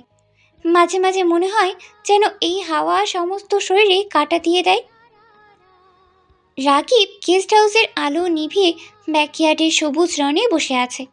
ব্যাকইয়ার্ডের এই অংশে সাবিহাদের বাড়ির কোনো আলোই আসছে না। সর্বোপরি চতুর্থ দিকে চন্দ্রমাহীন আধারে ঘেরা দারুণ এক পরিবেশ তৈরি হয়েছে। রাগিব দুই হাঁটু ভাঁজ করে হাতে ফোন নিয়ে বসে আছে। ফোনের স্ক্রিনে উজ্জ্বলমান সাবিহার হাস্যোজ্জ্বল একটি ছবি। ছবিটি গত বছরের বসন্ত আগমনের ছবি। সাবিহা ও তার কয়েকজন ফ্রেন্ড গত বছরের বসন্তে চেরি ব্লসমের একটি পার্কে গিয়েছিল। সেদিন সাবিহা চেরি ব্লসমের ন্যায় হালকা গোলাপি রঙের একটি টপস ও সাদা রঙের উলের তৈরি একটি সোয়েটার পরেছিল। এ যেন চেরি ব্লসমে মুখরিত পরিবেশে ধরনতে মানুষস্বরূপী আরেক চেরি ব্লসম। ভীষণ মিষ্টি দেখাচ্ছিল তাকে। সেদিন তাদেরই ফ্রেন্ড সার্কেলের একটি গ্রুপ ছবি হতে পরে কাটছাট করে সাবিহার ছবিটি সযত্নে নিজের কাছে রেখেছিল রাগিব। আজও সাবিহার সে মিষ্টি মাখা স্নিগ্ধ রূপে রাগিব পথহারা হয়। ক্ষণিকের জন্য জগৎ ভুলে তার স্নিগ্ধময়ীতে মত্ত হয় সে। হৃদয়টা ক্ষণিকের জন্য প্রমত্ততায় ডুবে যায় সে। আপনি এত সুন্দর গান গাইতে পারেন কি করে? আচমকা পিছন হতে সাবিহার কণ্ঠ শুনে ভড়কে গেল রাগিব। তড়িঘড়ি করে ফোনের স্ক্রিন অফ করে পকেটে পুরে রাখল। অতপর নিমিষের মাঝেই মুখশ্রীতে স্বাভাবিক রূপ ধারণ করে পিছন ফিরে চাইল সে। তবে চতুর্দিকে আঁধারিয়া পরিবেশ বিরাজ করায় সাবিহার চেহারা স্পষ্ট রূপে দর্শনের সুযোগ পেল না সে। স্মিত হাসি সাবিহাকে চেনার ভান করে বলল, সাবিয়া, আপনি এসেছেন না অন্য কেউ? রাগিবের প্রশ্নে সাবিহা মৃদু শব্দে হেসে উঠল। অতপর অনুমতিবিহীন রাগিবের সম্মুখ পানে বসে বলল, yes, I am, and sorry for not taking the permission. Ragib মুহূর্তেই বলল, এত ফর্মালিটি করার প্রয়োজন নেই। After all it's your house madam. Sabiha সশব্দে হেসে উঠল। তার এই হাসি মিষ্টি সুরের ন্যায় রাগিবের কানে চমকার তোল। আহা, কি দারুণ হাসি তার স্নিগ্ধময়ী। আচ্ছা, এই হাসি কি সবসময়ের জন্য শ্রুতিগোচর করা যায় না, বা কোথাও ধারণ করে রাখা যায় না? যেন সময়ের অসময়ের নিঃসঙ্গ তাকে আশ্রয় করে এই মিষ্টি হাসির ঝঙ্কার শোনা যায়। ক্ষণিক বাদে সাবিহা খানিক ইতস্ততার সহিত জিজ্ঞেস করলো, আমার প্রশ্নের জবাব দিলে না যে? রাগিবের ঠিক মনে পড়ল না সাবিহা তাকে কি প্রশ্ন করেছিল। সে প্রশ্নাত্তরে কণ্ঠে জিজ্ঞেস করলো, কোন প্রশ্নের জবাব? এই যে, আপনি এত ভালো গান গাইতে পারেন কি করে? সাবিহার প্রশ্নে রাগিব মৃদু হেসে শব্দ করে বলল, এতটা ভালো গাইতে পারি না আমি, টুকটাক মাঝে মধ্যে গান গাওয়া হয়। আমাকে একটা গান গেয়ে শোনাবেন? সাবিহার এহেন আবদারে রাগিব হক চকালো। বিমূর এই পরিস্থিতিতে পড়ে বলল, আপনার এ আবদার রাখা যে বড় কঠিন আমার জন্য। রাগিবের কথায় সাবিহার মনটা খারাপ হয়ে গেল। সে ভঙ্গুর মনে বলল, কেন? কি এমন কঠিন আবদার করে ফেললাম আমি? রাগিব স্মিত হেসে অনুরাগ মিশ্রিত কণ্ঠে বলল, এই যে গান গাওয়া, আমি হাতে গোনা কয়েকটা গান গাইতে পারি।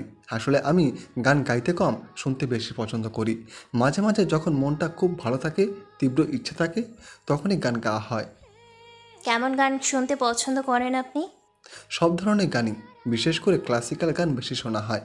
মাঝে মাঝে শান্ত নিরিবিলি পরিবেশে গ্রামোফোন চালিয়ে গান শুনতে থাকি। গ্রামোফোন শব্দটি কর্ণপাত হতেই সাবিহা নড়েচড়ে বসল। ভীষণ আগ্রহের সহিত আশ্চর্যাতীত কণ্ঠে বলল, আপনার কাছে গ্রামারফোনও আছে? বেশ তো, আমাকে দেখাতে পারবেন? সাবিহার চরম আগ্রহ দেখে রাগিব ভীষণ খুশি হয়, কিন্তু পরমুহূর্তে দুঃখী দুঃখী স্বরে বলল, সরি সাবিয়া, আমার কাছে এখানে আপাতত গ্রামোফোন নেই। তো কোথায় আছে? আমার যে দেখতে মন চাইছে। রাগিব এ পর্যায়ে উত্তর খুঁজে পেল না, কারণ সাবিহার এ প্রশ্নের জবাব দেওয়ার সময় এটা না। সে প্রশ্নটি এড়িয়ে যেতে বলল, আপনাকে না হয় একদিন গ্রামোফোন দেখাবো। সাবিহা কিঞ্চিত অখুশি হলো। খানিকক্ষণ নিশ্চুপ বসে রইল। আধারিয়া পরিবেশে রাগিবের দিকে স্পষ্টভাবে তাকানোর ব্যর্থ প্রচেষ্টা চালালো সে।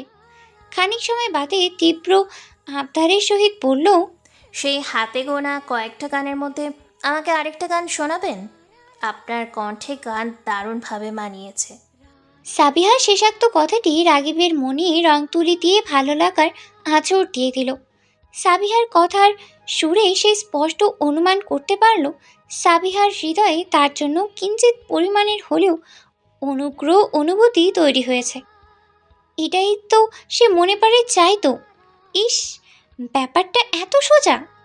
পহেলা হতে জানলে সে এই গান গাওয়ার উপর জোর দিত। তবে এখন সে যে হয়েছে, এটাই ঢের ভালো। দুই দিক দিয়েই সে সুবিধা পেল। এক সাবিহার হৃদয়, অপরটি।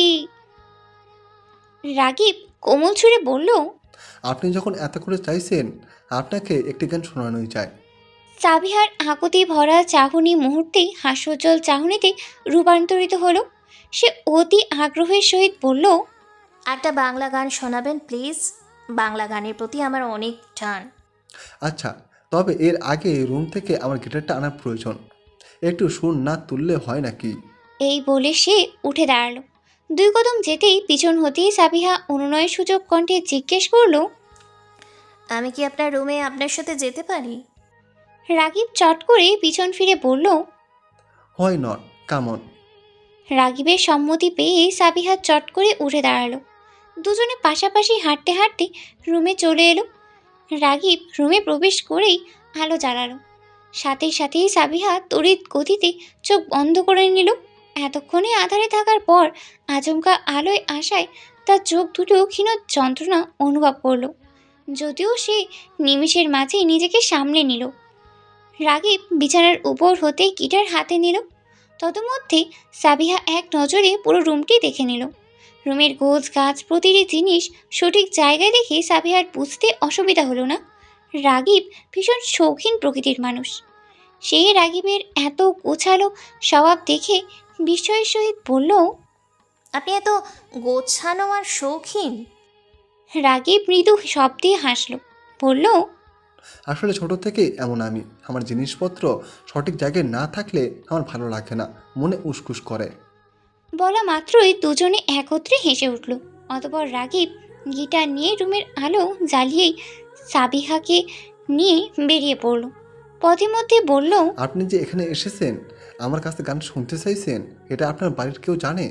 হুম, আর যাবেও না, কারণ সবার রুমই ও দিকটায়। আপনার গান ওপাশে পৌঁছাবে না, আর পৌঁছলেও কেউ গুরুত্ব দেবে না। এবার দ্রুত গাওয়া শুরু করুন। I am eagerly waiting for this. এই বলে সাবিহা পূর্বের স্থানে বসে পড়ল রাগিবও। অতপর ক্ষীণ শব্দে কাশি দিয়ে গলা পরিষ্কার করে গিটারে সুর তুলল সে। ওগো তোমার আকাশ দুটি চোখে আমি হয়ে গেছি তারা, ওগো তোমার আকাশ দুটি চোখে আমি হয়ে গেছি তারা। এই জীবন ছিল নদীর মতো গতিহারা, এই জীবন ছিল নদীর মতো গতিহারা দিশেহারা, ওগো তোমার আকাশ দুটি চোখে আমি হয়ে গেছি তারা, ওগো তোমার আকাশ দুটি চোখে আমি হয়ে গেছি তারা। সোফিয়া ও সাবিহা ভার্সিটি শেষে হেঁটে হেঁটে বাসায় ফিরছে। দুজনের মধ্যে চলছে জর্জকে নিয়ে বিস্তার আলাপ আলোচনা। তাদের আলোচনার মূল বিষয়বস্তু জর্জ কী পছন্দ করে এবং সেই পছন্দ অনুযায়ী সোফিয়া জর্জকে কিভাবে নিজের মনের অনুভূতি বলবে। সোফিয়ার সাথে কথা বলতে বলতে হঠাৎ সাবিহার চোখ আটকে গেল গাড়ি হতে নামা রাগিবের দিকে। সাদা শার্ট, কালো টাই, কালো ব্লেজার ও প্যান্ট পরিহিত রাগিবের চোখে কালো রোদ চশমা, ফর্সা মুখশ্রীতে ফর্মাল এ লুকে রাগিবকে দারুণ দেখাচ্ছে। কিন্তু রাগিব এত ফর্মাল পোশাক পরে গাড়ি হতে নামছে কেন? তার উপর আবার ব্যাকসিট হতে কার গাড়ি থেকেই বা নামলো রাগিব? রাগিবকে দেখে সাবিহার মস্তিষ্কে প্রশ্নগুলো ঘুরপাক খেতে লাগলো। এই শোনো না, প্রতিদিন ভালোবাসার নতুন নতুন গল্প পেতে ও শুনতে চাইলে আমাদের আলোর ডায়েরি চ্যানেলটি সাবস্ক্রাইব করে পাশে থাকা বেল আইকনটি বাজিয়ে দিও, কেমন? সাবিহা ধীরে ধীরে পা ফেলতে ফেলতে উৎসুক এবং প্রশ্নোত্তক ভরা চাহনিতে দূর হতে রাগিবকে দেখছে। রাগিব হয়তো তাকে এখনো খেয়াল করেনি, এজন্য বোধহয় রাগিব সাবিহার দিকে চাইল না। এদিকে রাগিব গাড়ি হতে নেমে কালো রোদ চশমাটি খুলে নেয়।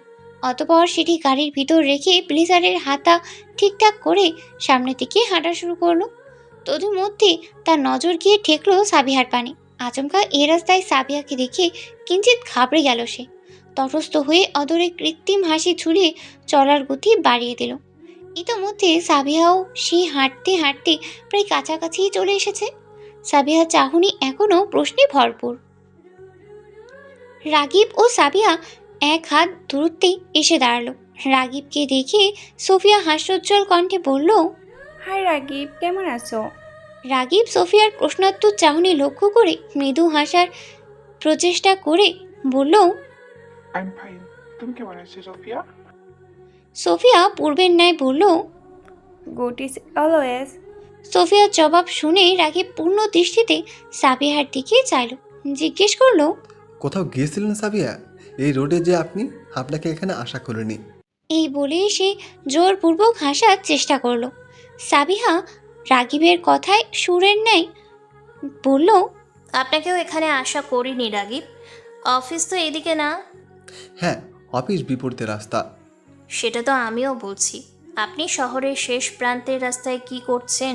রাগিব সাবিহার প্রশ্নে খানিক অপ্রস্তুত হয়ে পড়ল। মনের বক্সে হন্যে হয়ে সাবিহার এই প্রশ্নের জবাব খুঁজতে লাগলো। কয়েক সেকেন্ডের মাথায় সে প্রশ্নের জবাবও পেয়ে গেল, তবে মিথ্যে জবাব। রাগিব অন্তরালে মিথ্যে জবাবটা ভালো মতো সাজিয়ে নিয়ে সাবিহাকে জবাব দিতে প্রস্তুত হলো। এই পুরো প্রক্রিয়াটি সংঘটিত হতে সময় লাগলো মাত্র 1 মিনিট বা তারও কম। রাগিব স্বাভাবিকভাবেই হাসার চেষ্টা করলো। যেন সাবিহা তাকে কোনোভাবে সন্দেহ করার অবকাশ না পায়। সে প্রচেষ্টাতেই সে বলল, আমার ফ্রেন্ডের সাথে মিট করতে গিয়েছিলাম, অ্যাকচুয়ালি ওর বিয়ের দাওয়াতে গিয়েছিলাম। ইতালিতে আপনার ফ্রেন্ডও আছে? সাবিহার কণ্ঠে কিঞ্চিত সন্দেহের আভাস। রাগিব তা দূর করতেই আত্মপ্রত্যয়ী কণ্ঠে বলল, কেন থাকতে পারে না? ইতালিতে আমার ফ্রেন্ড থাকা বুঝি অপরাধ? না না, তা বলছি না, থাকতে পারে, তবে অফিস আওয়ারে এভাবে বাহিরে আসছেন যে।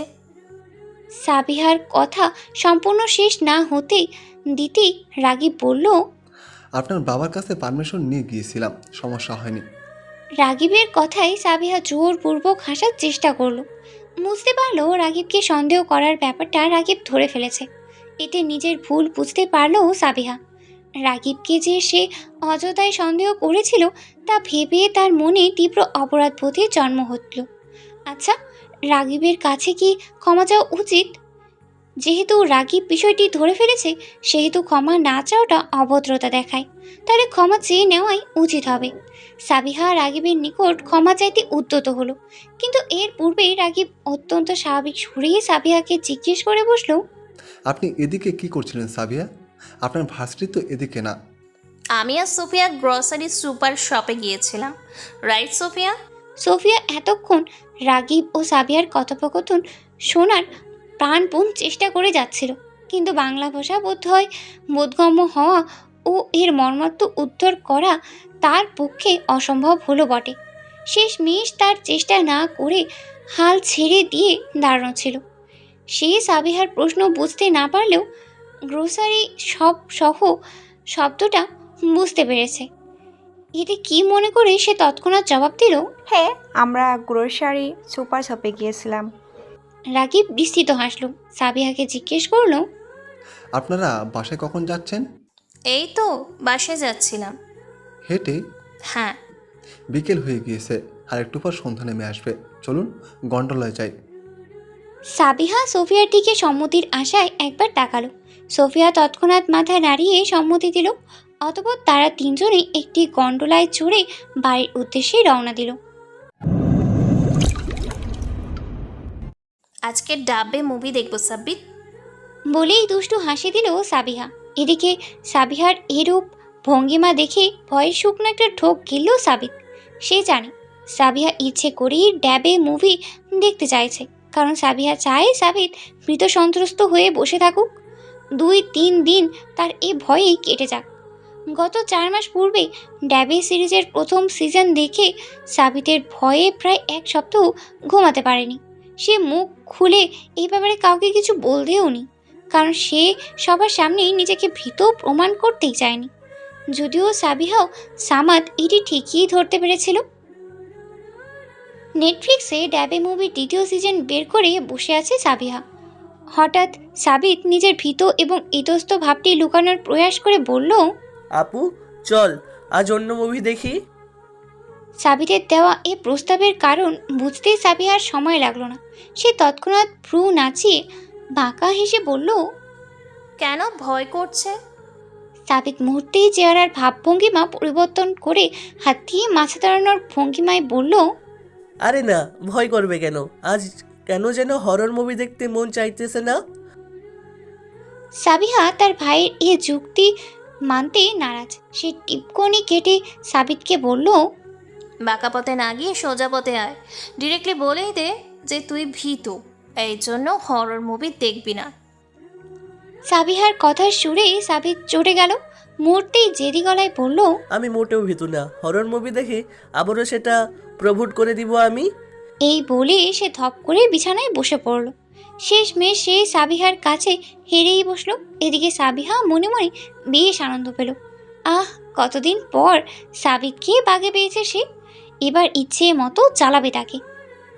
সাবিহা রুমের সমস্ত লাইট বন্ধ করে বিছানায় উপুর হয়ে শুয়ে পড়ল।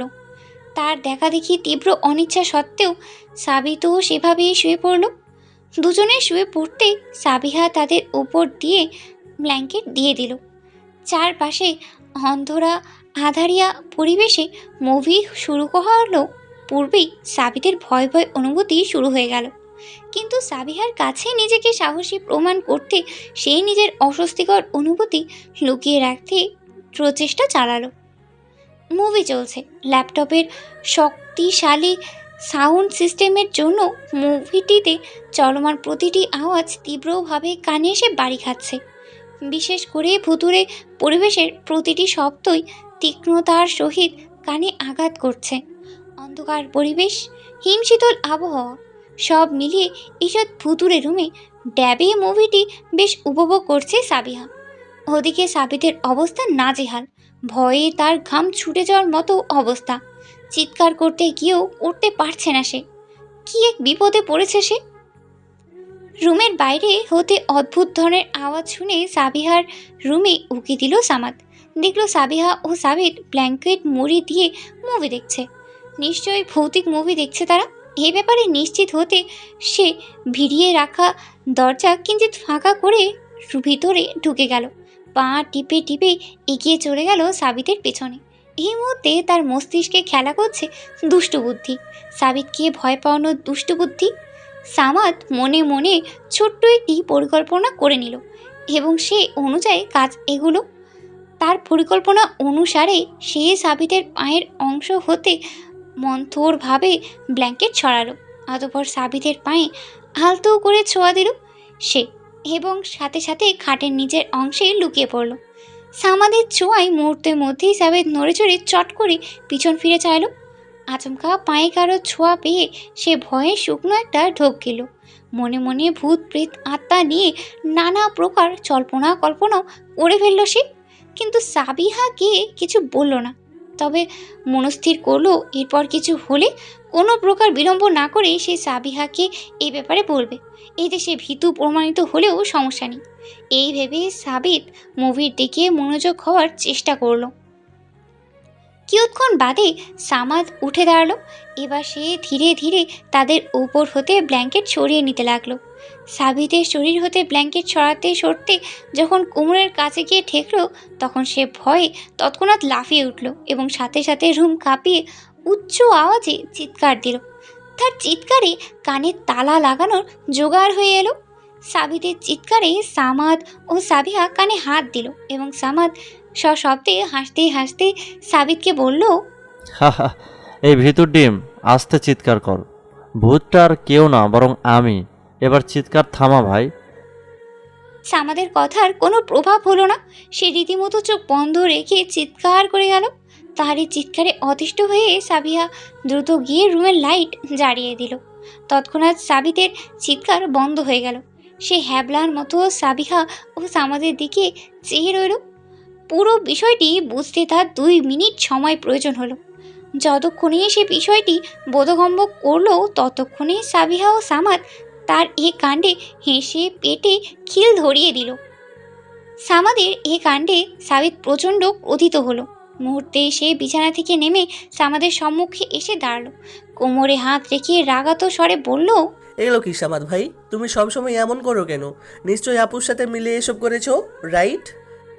সামাদ হাসতে হাসতে বলল, তোকে ভয় পাওয়ানোর জন্য প্ল্যানিংয়ের দরকার হয় না, এমনিই করা যায়, রাইট সাবিহা?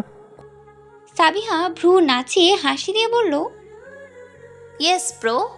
এই বলেই তারা দুজনেই শূন্যে হাত মিলালো। সাবিত তাদের কাজে প্রচণ্ড ক্রোধিত হলো। সে পুনরায় বলল, এসব কবে বাদ দিবে সামাদ ভাই? তোমার জন্য কবে না আমি হার্ট অ্যাটাক করে বসি। এসব বাদ দিলে আমার দিন কি করে চলবে রে সাবিত? ভাই বোন দুইটাকে জ্বালাতেই তো মজা। তোরা বিরক্ত হলে আমি যাব কই? শেষোক্ত কথায় সামাদ আবেগী হয়ে পড়ল। তার কথার সুর কোনো দিক প্রবাহিত হচ্ছে তা বুঝতে সময় লাগলো না সাবিহার। সে ইশারায় সাবিতকে কথা ঘুরিয়ে নিতে বলল। সাবিহার ইশারা মোতাবেক সাবিত সামাদের নিকটে এসে অতি মোলায়েম স্বরে বলল, সামাদ ভাই, তুমি কথার অন্য মিন করছো কেন? আমি একটু রেগে গিয়েছিলাম, তাই বলে আমাদের কথা সিরিয়াসলি নিবে নাকি? জ্বালাতে পারো আমাদের, তবে প্লিজ লিমিটের মধ্যে। এভাবে হুটহাট এমন কাজ করলে নির্ঘাত আমি আউট অফ ওয়ার্ল্ড হয়ে যাব। সাবিতের শেষোক্ত কথায় সামাদ ও সাবিহা একত্রে হেসে পড়ল। ক্ষণিকের জন্য সামাদ আবেগী হয়ে পড়েছিল ঠিকই, তবে দ্রুতই সে নিজেকে সামলিয়ে নিল। অতপর সাবিহা ও সাবিতকে বুকে আগলে ধরে প্রবল গলায় বলল, তোদের দুজনকেই আমি সবচেয়ে বেশি ভালোবাসি। তোরা আমার প্রাণ। তোদের কিছু হলে আমার বেঁচে থাকা কখনোই সম্ভব হবে না। মাঝে মাঝে মনে হয় তোরা দুজন আমার শরীরের দুটো অংশ, যে অংশকে ছাড়া বেঁচে থাকা অসম্ভব, একেবারেই অসম্ভব। সামাদের গলায় প্রায় ভিজেই এলো। সাবিহাও বেশ আবেগী হয়ে পড়ল। তবে সে স্বাভাবিক গলায় বলল, আমরাও তোমাকে অনেক ভালোবাসি সামাদ ভাই, অনেক অনেক। ফায়ার প্লেসের পাশে রকিং চেয়ারে বসে বিশ্রাম নিচ্ছেন আফসার সাহেব।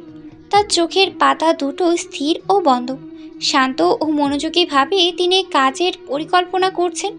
আকস্মাৎ ফোনের তীক্ষ্ণ রিংটনে তার মনোযোগ বিঘ্ন হলো। দুই চোখ মেলে তিনি অপ্রসন্ন কণ্ঠে ভিড় করে বললেন, ইজ দ্য বাস্টার্ড। এই বলে তিনি পাশের ছোট্ট টেবিল হতে ফোন হাতে নিলেন। স্ক্রিনে দেখতে পেলেন গিয়াস সাহেবের নাম ও নাম্বার ভেসে উঠেছে। নিমেষের জন্য নামটির দিকে চেয়ে থেকে অনিচ্ছা নিয়ে তিনি কল রিসিভ করে কৃত্রিম ভদ্রতাসূচক কণ্ঠে বললেন, জি গিয়াস সাহেব, বলুন কি মনে করে কল করলেন এতদিন পর? ও পাশে গিয়াস সাহেবের গমগমে গলা। একটা দরকারি কল করেছিলাম। কি দরকার? কালকে আমার সাথে মিট করতে পারবেন? আফসার সাহেব কিঞ্চিত বিস্মিত হলো। কৌতূহলী কণ্ঠে জিজ্ঞেস করলেন, হঠাৎ কি মনে করে? কোনো জরুরি কাজ? জি, কালকে দেখা হলেই এ নিয়ে কথা বলবো। কোথায় দেখা করতে চাইছেন? এইচ ইউজুয়াল আমরা যেখানে দেখা করি। এল র্যাফেলোবার। আগামীকাল রাতে। ওকে ডান। আচ্ছা, তাহলে আগামীকাল দেখা হচ্ছে। এই বলে গিয়াস সাহেব কল কেটে দিল। এদিকে আফসার সাহেব খানিক চিন্তায় পড়ে গেলেন। ভাবতে লাগলেন হঠাৎ গিয়াস সাহেব দেখা করতে চাইছেন কেন। বেশ কিছুক্ষণ ভাবনার চাদরে জড়িয়ে থাকার পরও তিনি এ প্রশ্নের যোগ্য জবাব পেলেন না। সকালে অফিসের জন্য তৈরি হচ্ছেন আফসার সাহেব। আকস্মাৎ গিয়াস সাহেবের ল্যান্ডলাইন হতে তার ফোনে কল এলো। তিনি ভ্রু কুঁচকে সন্দেহভাজন চাহনিতে চেয়ে কল রিসিভ করলেন। মুহূর্তেই ওপাশ হতে গিয়াস সাহেব ইতালীয় সার্ভেন্ট আহত গলায় বললেন, আফসার সাহেব, গিয়াস সাহেব ইজ ডেড। কথাটি বজ্রপাতের ন্যায় আঘাত করল আফসার সাহেবকে। দিনের সূচনা লগ্ন এমন অশুভ সংবাদ শোনার জন্য মোটেও প্রস্তুত ছিলেন না আফসার সাহেব। তিনি অপ্রত্যহ গলায় জিজ্ঞেস করলেন, গতকাল রাতেও তো সুস্থ ছিলেন তিনি, এক রাতেই হঠাৎ কি হলো না? আমি সঠিক জানি না। মৃত্যুর কারণ খুঁজে বের করতে ওনার বডি হাসপাতালে পাঠিয়ে দেওয়া হয়েছে। ইট মে বি পসিবল দ্যাট উনি হার্ট অ্যাটাকে মারা গিয়েছেন, কারণ বডির বাইরে সব নর্মাল কন্ডিশন ছিল বলে। ও, আমি আসছি। এই বলেই আফসার সাহেব কল কেটে দিলেন। আকস্মাৎ গিয়াস সাহেবের মৃত্যুতে তিনি ব্যথিত হয়েছেন। তিনি কল্পনাও করেননি এভাবে হুট করে গিয়াস সাহেব পরপারে চলে যাবেন। গিয়াস সাহেবের সাথে তার বন্ধুত্ব বেশ পাকা ছিল। দুজন দুজনার সব খোঁজখবর জানতেন। গতকালও সব ঠিক ছিল, আর আজ গিয়াস সাহেব নেই। ভাবতেই আফসার সাহেব ভেঙে পড়লেন। আসলে প্রিয়জনের মৃত্যুর খবর সব উল্টে পাল্টে দেয়। গিয়াস সাহেবের জানাজা হতে মাত্রই অফিসে ফিরলেন আফসার সাহেব। তার মুখশ্রীর রূপরেখা একই সাথে চিন্তিত এবং গভীর তকলিফে জরাগ্রস্ত। এক প্রিয়জন হারানোর ধাক্কায় তার বয়স যেন 50 হতেই হুট করে বেড়ে 70-এর দ্বারগোড়ায় পৌঁছেছে। সব সময়ের তারুণ পূর্ণ চেহারায় আজ বার্ধক্যের ছাপ স্পষ্ট। আফসার সাহেব চেয়ার ছেড়ে উঠে কেবিনে পায়চারি করছেন। কিছুতেই নিজেকে শান্ত করতে পারছেন না। উপরন্তু গিয়াস সাহেবের মৃত্যুর খবর তাকে ভেতরে ভেতরে দুশ্চিন্তায় কুঁকড়ে খাচ্ছে। মেডিকেল রিপোর্ট অনুযায়ী গিয়াস সাহেবের মৃত্যু হার্ট অ্যাটাকে হয়েছে, কিন্তু এটি মানতেই নারাজ তিনি। একজন সুস্থ সরল মানুষ যার কোনো প্রকার রোগ বলাই নেই, সে আকস্মাৎ হার্ট অ্যাটাকে কী করে মারা গেল, এটি তিনি বিশ্বাস করতে পারছেন না। আসবো খালু? দরজার ওপার হতে কিঞ্চিত মাথা ঢুকিয়ে জিজ্ঞেস করলো সামাদ। অপ্রত্যাশিতভাবেই সামাদের কণ্ঠস্বর শুনে ভরকে উঠলেন আফসার সাহেব। মধ্যেই নিজেকে সামলে নিয়ে মলিন মুখে বলল, হ্যাঁ এসো এসো। সামাদ কেবিনের ভিতরে চলে এলো। আফসার সাহেবকে জিজ্ঞেস করলো, লাঞ্চ কোথায় করবেন খালু? ব্রেকফাস্টও তো করেননি। আফসার সাহেব হেঁটে গিয়ে নিজের চেয়ারে বসলেন। টেবিলের উপর হতে হাত রেখে কপাল ভর দিয়ে সামনের দিকে ঝুঁকে এলেন। ম্লান মুখে বললেন, পেটে একটুও ক্ষুধা নেই সামাদ। গিয়াস সাহেব এভাবে হুট করে মারা যাবেন, এটা আমি কিছুতেই মেনে নিতে পারছি না। সামাদ নরম গলায় সান্ত্বনামূলক বাণী শোনাতে উদ্যত হলো। বলল, মেনে নেওয়ার চেষ্টা করুন খালু। যে চলে গিয়েছে তাকে তো আর ফিরিয়ে আনা যায় না। আজ হোক কাল হোক মেনে নিতেই হবে। তা ঠিক বলেছো তুমি। উনি আমাদের সব কাজের পার্টনার ছিল, তবে আমাদের মধ্যে পার্টনারশিপ কম, বন্ধুত্ব ছিল বেশি। খুব ভালো ছিল। আফসার সাহেবের শেষোক্ত কথায় সামাদ আড়ালে নাক ছিটকাল। সে জানে গিয়াস সাহেবের আসল রূপ। মেয়ে ঘটিত বিষয়ে গিয়াস সাহেবের শীর্ষে থাকা এটা সামাদের অজানা নয়, কিন্তু আফসার সাহেবের সামনে এ বিষয়টি কখনোই সে তুলতে পারেনি বললে ভুল হবে। সে ইচ্ছে করেই সত্যটা লুকায়িত রেখেছে। কারণটা ব্যবসায়িক সম্পর্ক। সামাদ আফসার সাহেবের কথাটা সাথে সম্মত জানানোর ভান করলো। বলল, ঠিক বলেছেন খালু। আমাদেরকে বিজনেস ম্যাটারে অনেক হেল্প করতেন তিনি। এখন শুধু আফসোস ছাড়া আর কিছুই করা সম্ভব নয়। আফসার সাহেব সামাদের কথার প্রত্যুত্তর করল না, বরং ছোট্ট নিঃশ্বাস ছেড়ে টেবিলের ওপর হতে একটি ফাইল নিয়ে তাতে মনোযোগ বিনিষ্ট করার চেষ্টা করলেন। সামাদ বলল, লাঞ্চের ব্যবস্থা এখানেই করলাম খালু। আর হ্যারিকে কি বলবো কালকের মিটিংটা ফিক্সড করতে? আফসার সাহেব ফাইলে মুখ গুজে বললেন, হ্যাঁ বলে দিও। মিটিংয়ের ইস অ্যান্ড এভরি ডিটেলস আমাকে সন্ধ্যায় জানিয়ে দিও। ওকে খালু। এই বলেই সামাদ কেবিন হতে বেরিয়ে গেল। সে চলে যেতেই আফসার সাহেব পুনরায় কাজে মনোযোগী হতে প্রচেষ্টা চালালেন। দিনটি বেশ ঝকঝকে, নভস্থলে উষ্ণ সূর্যের হাতছানি। তবে তার উষ্ণতা হিম শীতল পরিবেশের প্রকোপে ঢাকা পড়েছে। চারপাশে শো শো করে হিম অনল বইছে। সেই অনলের ছোঁয়ায় মাঝে মাঝে কেঁপে উঠছে সাবিহা। লস্টোরিয়া ডি স্যান্টা মেরিনা এর বহিরাংশে বসে আছে সে ও সোফিয়া। তাদের আশেপাশে এমনই অনেক টেবিলে বসে আছে বহু মানুষজন। তাদের মাঝে অনেকেই স্থানীয় এবং অনেকেই পর্যটক। প্রত্যেকেই নিজেদের মধ্যেই ব্যস্ত। লস্টেরিয়া ডি স্যান্টা মেরিনা এর পাশে বয়ে চলা রাস্তা ধরে হেঁটে চলছে নানান পেশা ও বয়সের মানুষ। প্রত্যেকের চালচলনেই দেখা মিলছে সূক্ষ্ম ব্যস্ততার ছাপ, তবে কারোর মাঝেই নেই কোনো তাড়াহুড়োর চিহ্ন। সেখানে চেয়ারে বসে হট কফি খাচ্ছে সাবিহা আর সোফিয়া। কফির উষ্ণতা শরীরের মধ্যকার আস্তরণে মৃদু উষ্ণতা ছড়িয়ে দিচ্ছে, শরীরকে করে তুলছে চাঙ্গা। আজ সাবিহার মনোন্যে সতেজতা বিরাজ করছে, মেজাজটাও বেশ ফুরফুরে হয়ে আছে। সেই সুযোগের সদ্ব্যবহার করেই সোফিয়া তার সামনে ব্লাইন্ড ডেটের প্রস্তাব রাখে। প্রথম দফায় বার কয়েক না বললেও পরবর্তীতে সাবিহা এটি ঠিকই রাজি হয়ে যায়, কারণ সে জীবনটা কিছু আমোদ প্রমোদে কাটাতে চায়। আর কতদিন এই রংহীন জীবনযাপন করবে সে? বাপ ভাইয়ের ভয়ে নিজেকে ছেলেগঠিত সকল ব্যাপার থেকে সর্বদা গুটিয়ে রেখেছে সে, কিন্তু আর কতদিন? সোফিয়া জানায় জর্জের সাহায্য নিয়ে সে ব্লাইন্ড ডেটের জন্য ছেলে খুঁজবে। সাবিহাও এতে রাজি হয়ে যায়। তবে এই প্রথম এই ধরনের অভিজ্ঞতার সম্মুখীন হওয়ার কথা মাথায় এনে সে খানিক চিন্তিত হয়ে পড়ে। দ্বিধাদ্বন্দ্ব নিয়ে সোফিয়াকে জিজ্ঞেস করে, আচ্ছা, ছেলেটার ক্যারেক্টার যদি খুব খারাপ হয় তবে? সাবিহার প্রশ্নে সোফিয়া মৃদু শব্দে হেসে উঠল। বলল, that's why it is called blind date Sabia. এখানে তোমরা একে অপরের সম্পর্কে কিছুই তো জানবে না। তোমাদের ফার্স্ট মিটিং হবে ডেটের দিনে। সাবিয়া প্রত্যুত্তর করল না। সে এই ব্লাইন্ড ডেট নিয়ে একদিকে যেমন উদ্ধৃত তেমনি অপরদিকে চিন্তিত। সোফিয়া পুনরায় হাসি মুখে বলল, I think he will be good, but please don't worry. তুমি জাস্ট নিজের মতো প্রিপারেশন নিতে থাকো। সাবিহা ছোট্ট করে উত্তর দিল। সোফিয়া সাবিহার এই উদ্বেগপূর্ণ ভাব দূর করতে উৎসাহমূলক কণ্ঠে বলল, খুব বেশি ডাউট থাকলে নিজের সাথে প্রোটেক্টিভ কিছু রাখতে পারো। আর তোমার কিসের চিন্তা সাবিহা? তুমি ক্যারাটে পারো, শ্যুট করতে পারো, সেলফ প্রোটেকশনের জন্য আর কি দরকার বলো? তবে আমার মনে হয় না এসব কিছুর প্রয়োজন হবে। এই পর্যায়ে সাবিহা নিজের মধ্যে আত্মবিশ্বাস ফিরে পায়। কফিতে শেষ চুমুক দিয়ে সোফিয়াকে বলে, জর্জকে বলে দিও সে যেন ছেলেটাকে বলে রাখে আমি কোনো প্রকার রুম ডেটে যেতে পারবো না। আমাদের মিট আপ জাস্ট রেস্টুরেন্টের এরিয়ার মধ্যেই সীমাবদ্ধ হবে।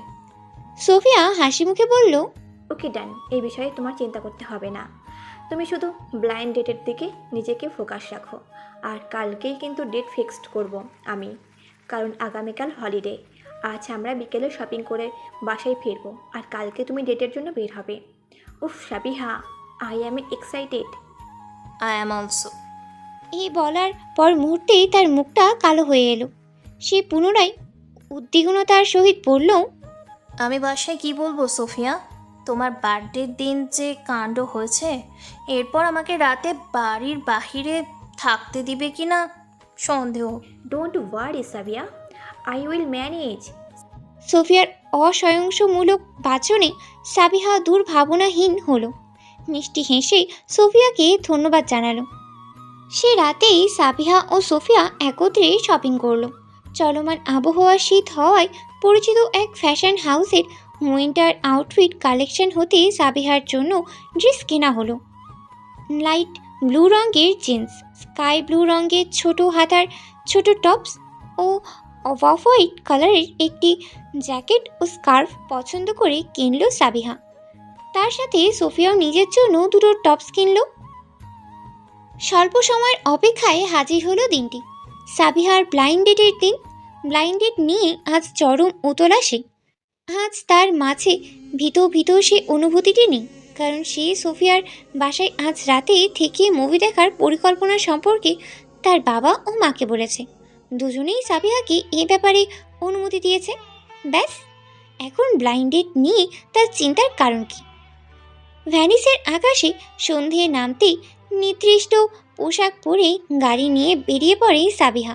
গন্তব্য সেই লস্টোরিয়া দি স্যান্টা মেরিনা রেস্টুরেন্ট।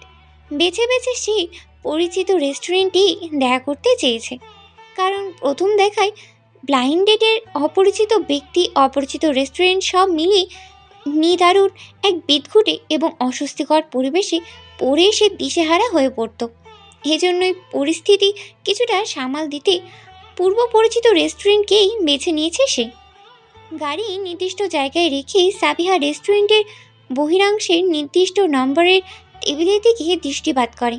কালো জ্যাকেট পরিহিত একটি লোককে সেই নির্দিষ্ট চেয়ারে বসে থাকতে দেখে ক্ষণিকের জন্য তার হৃৎপিণ্ড ধক করে ওঠে।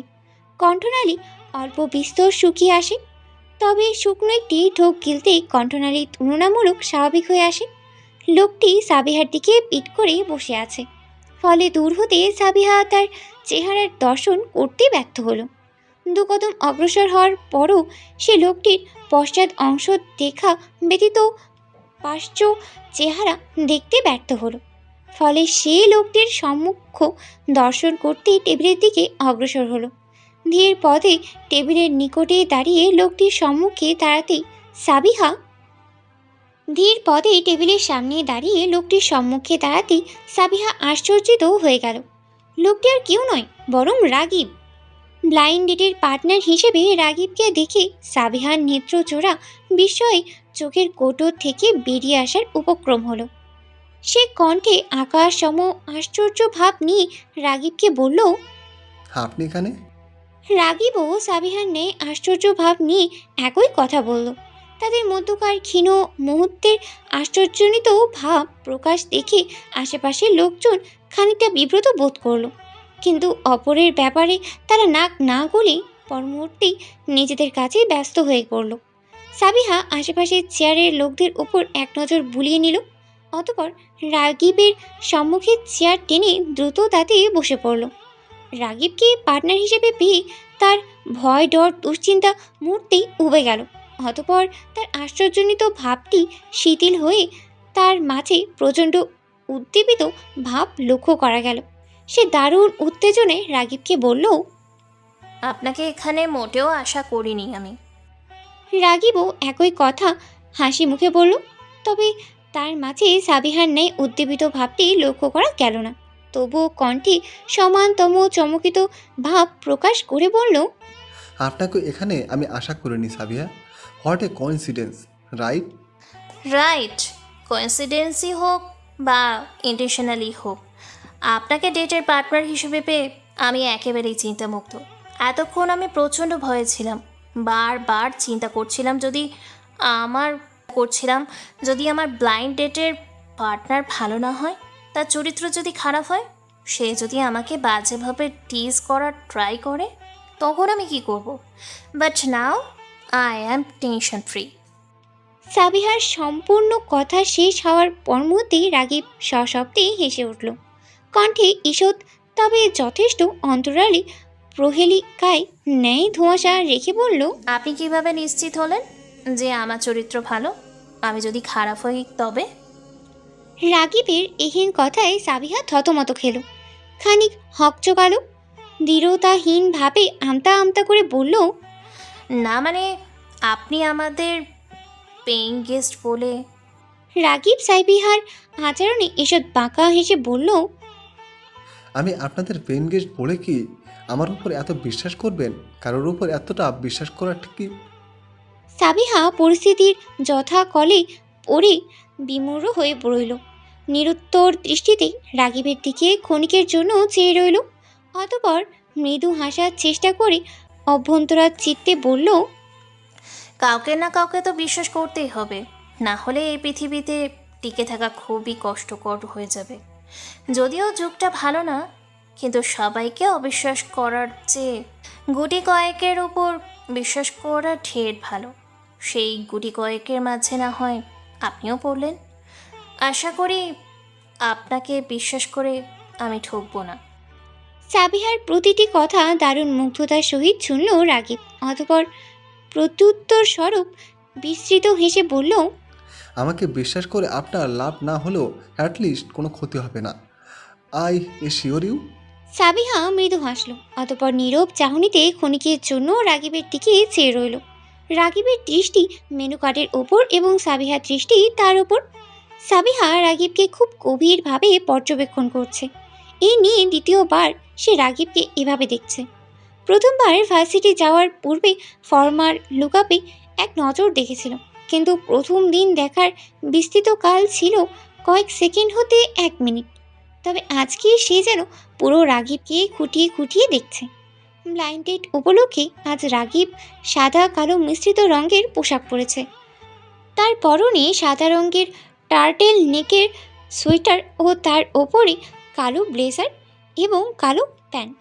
মাথার চুলগুলো জেল দিয়ে বিন্যস্ত করা, ফর্সা গালে খোঁচা খোঁচা কালো দাড়ি।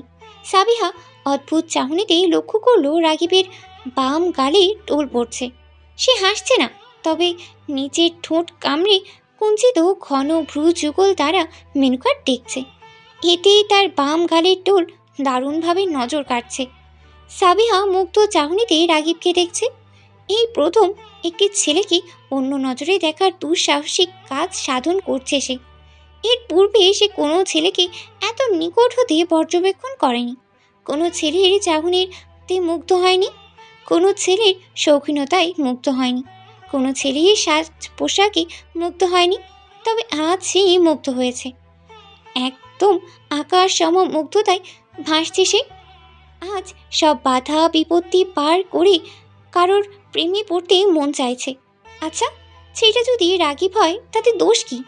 কিন্তু ভয়ঙ্কর এ প্রেম নামক দুঃসাহসিক কাজে পরিণাম যদি খারাপ হয় তবে? না, এত দ্বিধাদ্বন্দ্বে থেকে প্রেম করা যায় না। শুধু মুগ্ধ হলেই হবে? সময়ে অসময়ে রাগিবের অগোচরে না হয় একটু দেখে নিবে তাকে, এই হবে। ব্লাইন্ড ডেটের পার্টনারকে পছন্দ টছন্দ করে ফেললেন নাকি? আকস্মাৎ রাগিবের অকপটে করা প্রশ্নের তীরে বিদ্ধ হলো সাবিহা। হকচকিয়ে তৎক্ষণাৎ প্রসঙ্গ পাল্টিয়ে নিতে বলল, কি অর্ডার করবেন? সাবিহার প্রসঙ্গ পাল্টানোর দ্রুততা দেখে রাগিব মুখ লুকিয়ে হেসে ফেলল।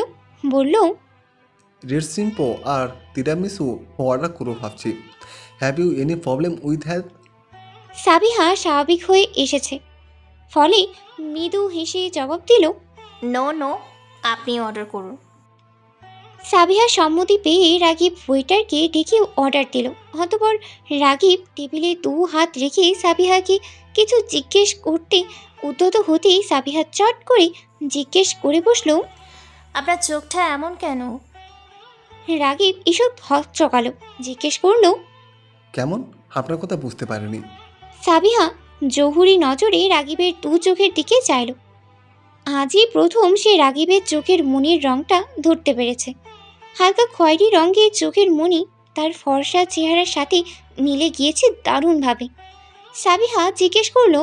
আপনার চোখের মনির রং লাইট ব্রাউন কালারের, এমন কেন? সাবিহার বাচ্চামো ধরনের প্রশ্নে রাগিব সশব্দে হেসে উঠল। সহাস্যে বলল। এই প্রশ্নের উত্তর আমার জানা নেই মিস সাবিয়া। ভালো হয় আপনি আমার মাকে জিজ্ঞেস করুন। সাবিহা রাগিবের প্রত্যুত্তরে তোয়াক্কা না করে ফিরতি প্রশ্ন করলো। আপনার চেহারাটাও দেখতে ফরেনারদের মতো, অদ্ভুত তো। আপনার জন্ম কি বিদেশে নাকি? রাগিব ক্ষীণ ভরকালো, তৎক্ষণাৎ নিজেকে সামনে নিয়ে বলল। দেশে এমন অনেক ছেলে মেয়ে পাবেন যাদের চেহারা দেখতে অনেকটা ফরেনদের মতো। আমিও হয়তো তাদের মতো একজন।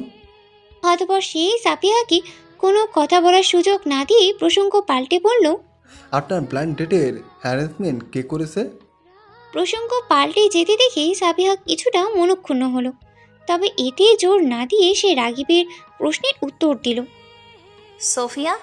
আর আপনি যে জর্জের বন্ধু তা জানতাম না। রাগিব মৃদু হেসে বলল। এই যে এখন জেনে নিলেন। হ্যাঁ, বাই দ্য ওয়ে, আপনি তো ভেনিসে এসেছেন বেশি দিন হয়নি।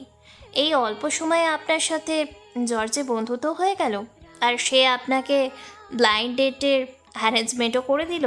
কিভাবে পসিবল হলো? Nothing is impossible miss Sabiya Tasnim. আমি রাগিবের কথার মাঝেই ওয়েটার অর্ডারকৃত খাবার দিয়ে গেল। খাবার পেয়ে দুজনই খাবার খাওয়ায় পূর্ণ প্রস্তুতি নিতে লাগলো। ইতোমধ্যেই সাবিহা কিঞ্চিত বিস্মিত কণ্ঠে জিজ্ঞেস করে বসলো। আপনি আমার ফুল নেম জানলেন কি করে? রাগিব চামচ হাতে নিতে নিতে বলল। ব্লাইন্ড ডেটে পার্টনার সম্পর্কে আর কিছু জানা হোক বা না হোক তার নামটা জানাটা মাস্ট। সাবিহা আর প্রত্যুত্তর করলো না, দুজনেই খাবার খেতে ব্যস্ত হয়ে পড়ল। খাওয়া শেষে রাগিব বিল মিটিয়ে সাবিহাকে নিয়ে রেস্টুরেন্ট হতে বেরিয়ে পড়ল। প্রতিমধ্যে রাগিব বলল। মিস সাবিয়া, আমার কাছে অন্যদের মতো লং ড্রাইভে যাওয়ার জন্য গাড়ি নেই। সো আমরা কি ভেনিসের নির্জন রাস্তা ধরে পাশাপাশি হাঁটতে পারি? সাবিহা মিষ্টি হেসে বলল। Why not. যদিও আমার গাড়ি আছে, তবে রাতের নির্জন পরিবেশে হাঁটার মজাই আলাদা। তো দেরি কেন, চলুন। ভ্যানিসের নির্জনতম রাস্তার সৌন্দর্যর সাক্ষী হই দুজনে। চলুন। তারা দুজনেই হাঁটছে, ধীর পদে হাঁটছে। তাদের পথ চলা হচ্ছে পাশাপাশি। ভ্যানিসের রাতের সৌন্দর্য নিজের সর্বস্ব যেন বিলিয়ে দিতে চাইছে রাগিব ও সাবিহার প্রতি। দুজনে নীরবে হাঁটছে। সাবিহা মাঝে মাঝে কোনো এক কারণে লাজুক হাসছে। এদিকে রাগিবের মন চাইছে তার স্নিগ্ধময়ীর হাতটা আলতো করে ধরে এই নির্জনতম পথ অতিক্রম করতে। তার মন চাইছে এই রূপসী রাতে একটি অঘটন ঘটিয়ে ফেলতে, সাবিহাকে নিজের মনের কথা বলতে। কিন্তু এই শুভ কাজের সঠিক সময় এখনই নয়।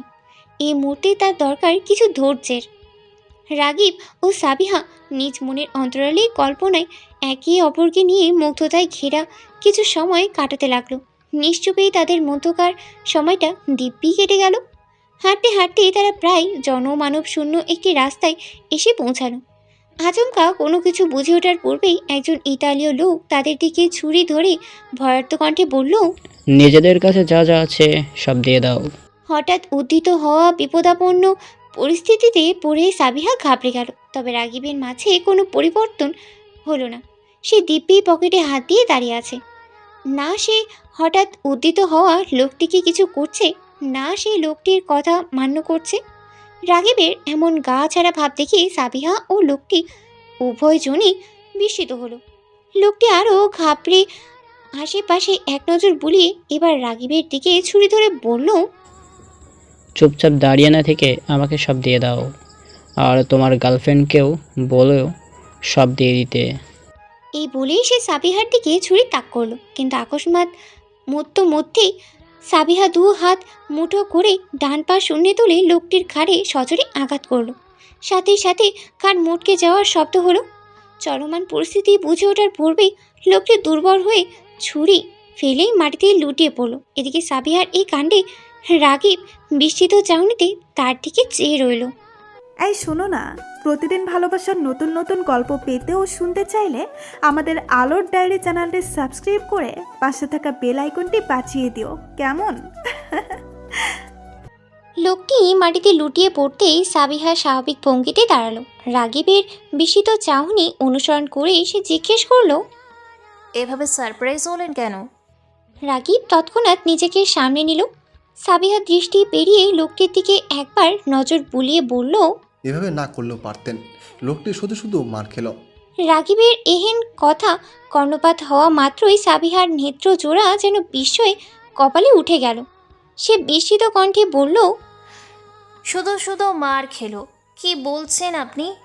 এই যে রীতিমতো আমাদের ভয় দেখিয়ে টাকা হাতিয়ে নিতে চাইছিল, সেটা কি আপনার নজরে পড়েনি? রাগীব এ পর্যায়ে কিছুটা সংকুচিত হয়ে এলো, বলল, একটু ভয় দেখালেই লোকটা চলে যেত। সাবিহা রাগীবের কথা অনুসরণ করে লোকটির দিকে তেড়ে যেতে যেতে বলল, কখনোই যেত না, একে আরও 2-4টা মারা দরকার। নিজের দিকে সাবিহাকে আরও একবার তেড়ে আসতে দেখে ইতালীয় লোকটি ঘাড় ধরে কোনো মতে উঠে দাঁড়িয়ে প্রচণ্ড ভয়ে ছুরি রেখে পালিয়ে যায়। তার কাছে এই মুহূর্তে সাবিহাকে জমের চেয়ে কম মনে হচ্ছে না। সে আর পিছনে ফিরে তাকালোই না, বরং যত দ্রুত সম্ভব পা ফেলে সে নিজ ঠিকানায় ফিরে যেতে পা বাড়ালো।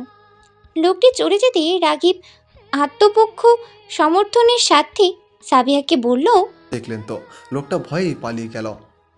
সাবিহা প্রত্যুত্তর করল না, দু হাতে পরনের জ্যাকেট স্কার্ফ ঠিক করতে লাগলো।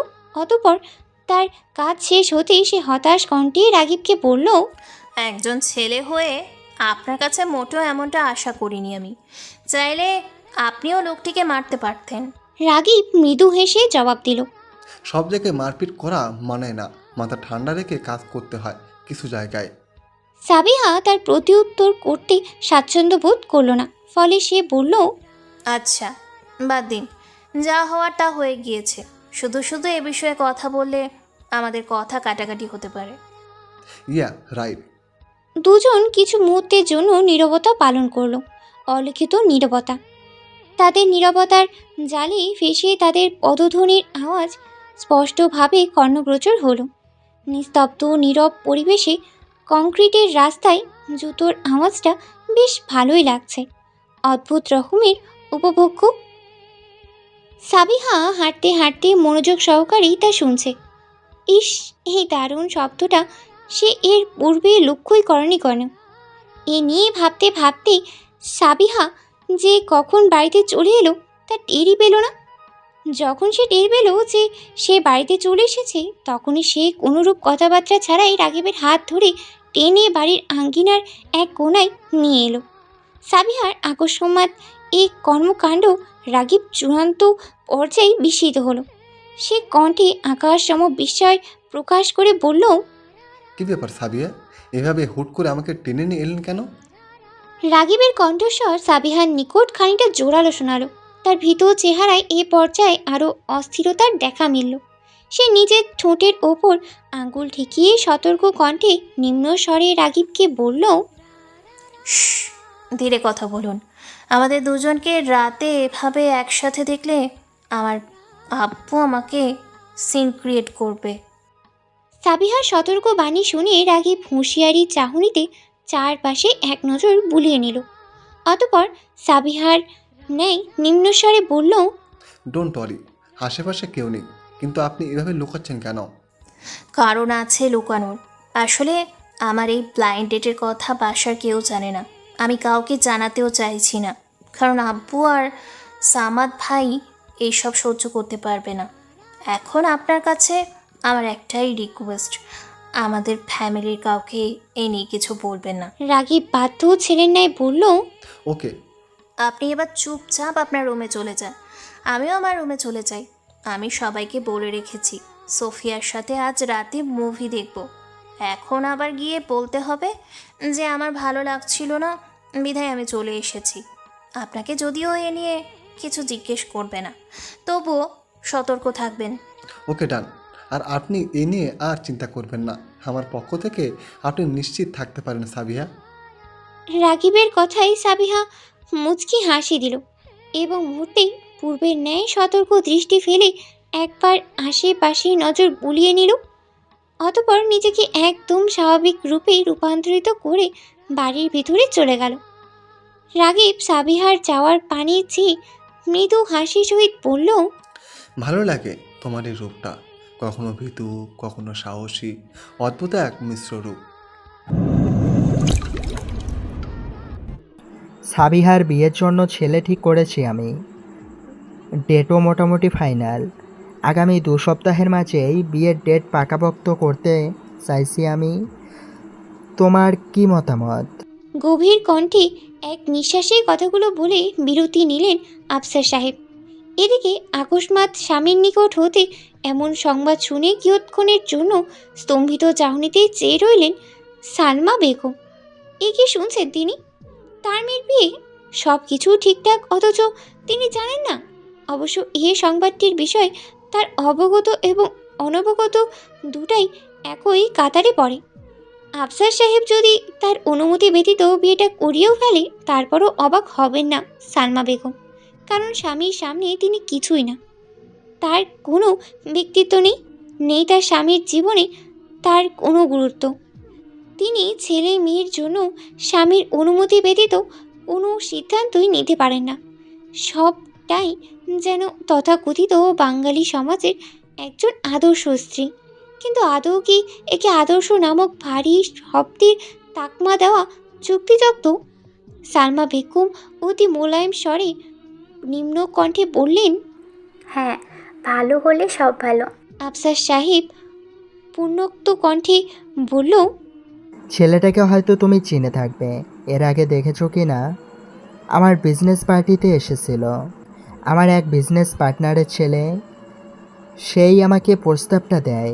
আমি যতদূর দেখেছি শুনেছি ছেলেটা খুব ভালো, ইতালিতেই থাকে, এজন্যই প্রপোজ ক্যান্সেল করতে পারিনি। সালমা বেগম ব্যর্থ হাসার চেষ্টা করলেন। তার ভেতরটা এই মুহূর্তে যন্ত্রণায় ছটফট করছে। তার চেহারায় সে ভাব স্পষ্টরূপে ফুটে উঠেছে, কিন্তু মা নামক ব্যক্তিটির এই যন্ত্রণা আফসার সাহেব উপলব্ধি করতে পারছেন না।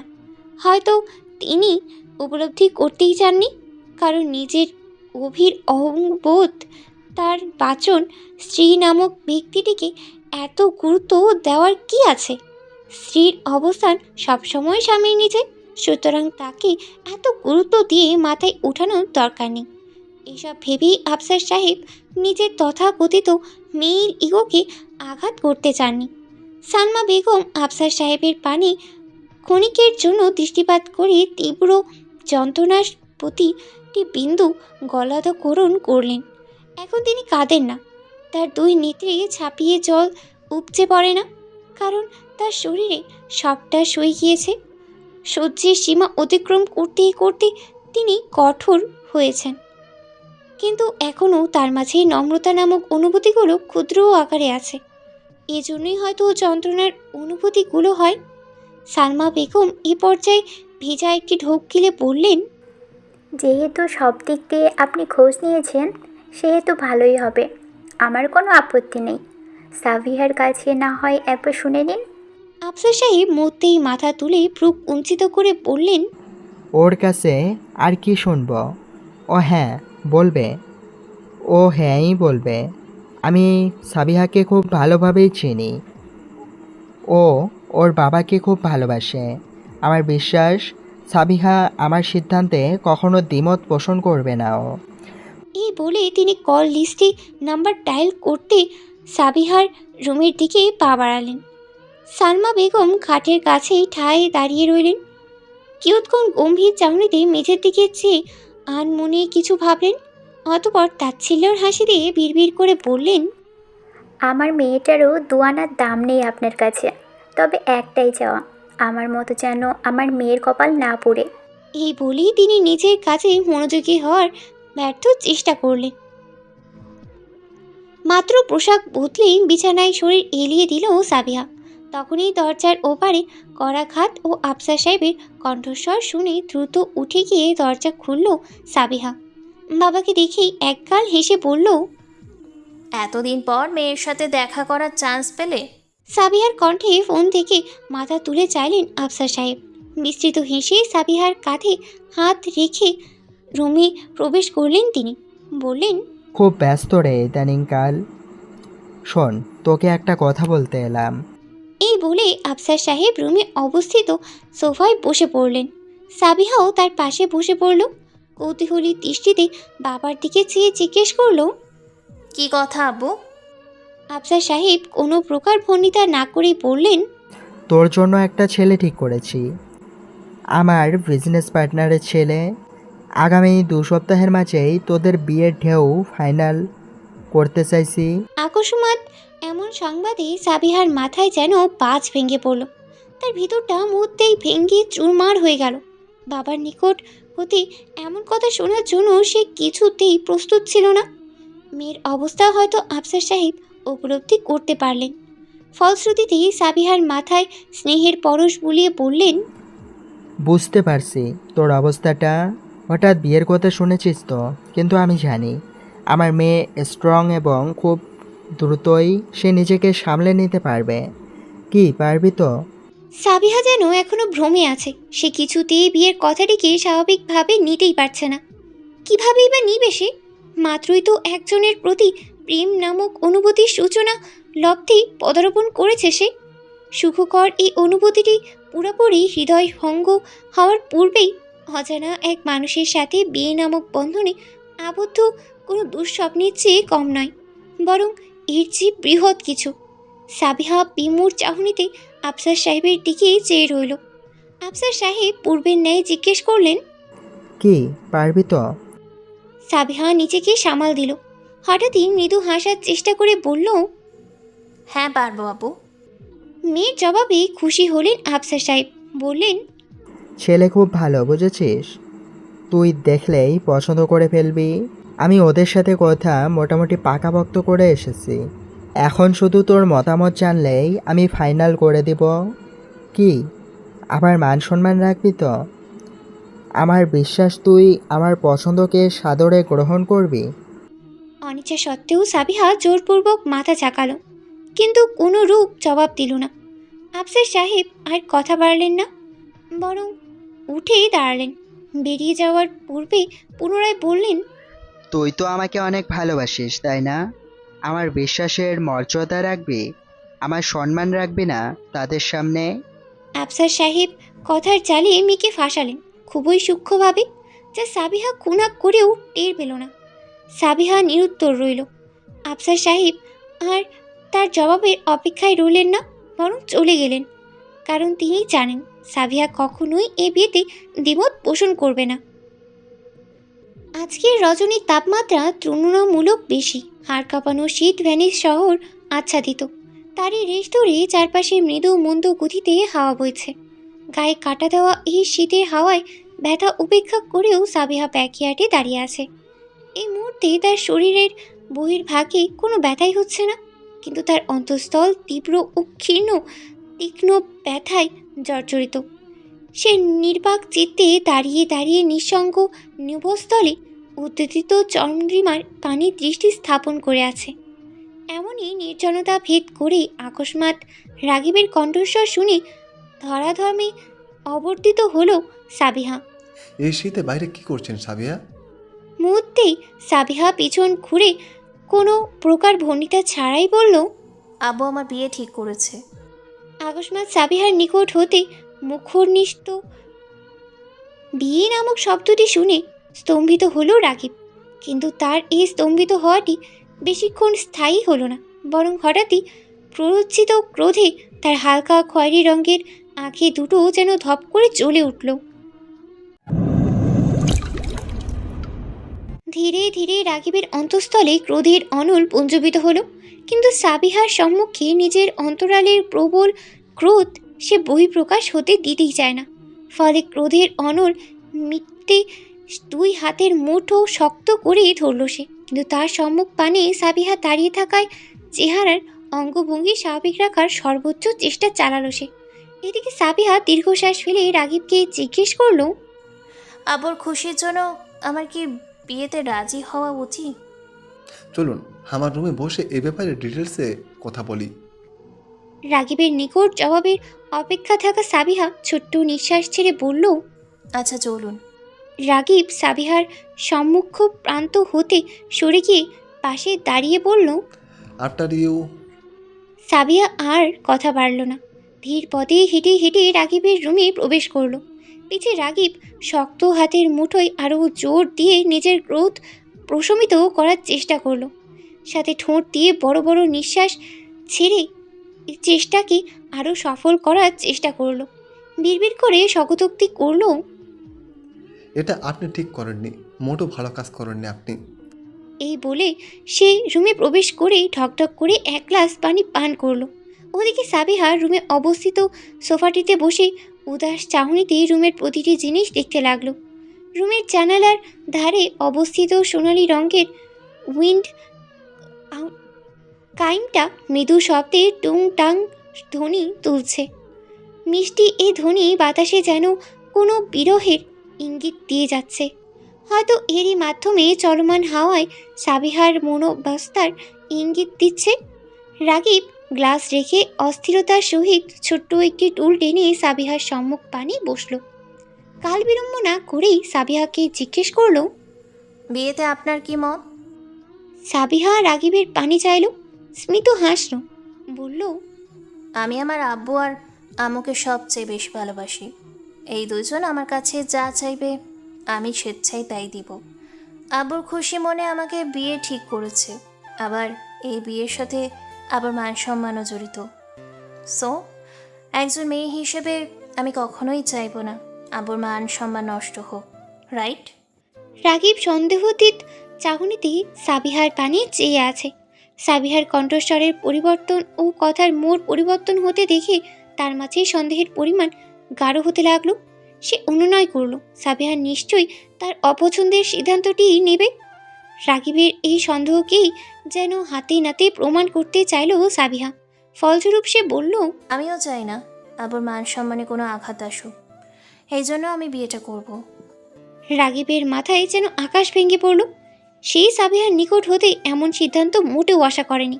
হ্যাঁ, সে অনুমান করেছে এই ব্যাপারে, কিন্তু সে কখনোই চায়নি তার অনুমান সঠিক হোক। এটা তো কখনো হওয়ার কথা ছিল না। আকস্মাৎ সাবিহার বিয়ের খবরটা যেন বিনা মেঘে বজ্রপাতের ন্যায় আঘাত হানল। রাগিব যথাসম্ভব নিজেকে শান্ত রাখার চেষ্টা চালালো। কিঞ্চিত বিস্মিত কণ্ঠে সাবিহাকে জিজ্ঞেস করলো, আপনি কি শিওরলি ডিসিশনটা নিলেন? হিয়া, এত বড় ডিসিশন নিলেন কখন? প্রথমে আপনাকে দেখে মনে হয়নি আপনি বিয়েতে একমত, কিন্তু এখন এভাবে ওটার ডিসিশন শুনিয়ে দিলেন যে? সাবিহা ম্লান হাসলো, বলল, মাঝে মধ্যে কিছু কিছু ডিসিশন এভাবে হুটহাটি নিতে হয় এবং শুনিয়ে দিতে হয়। এখন তাহলে আসি। এই বলে সে উঠে দাঁড়ালো। রাগিবকে দ্বিতীয় কিছু বলার সুযোগ না দিয়েই সে দরজার দিকে পা বাড়ালো।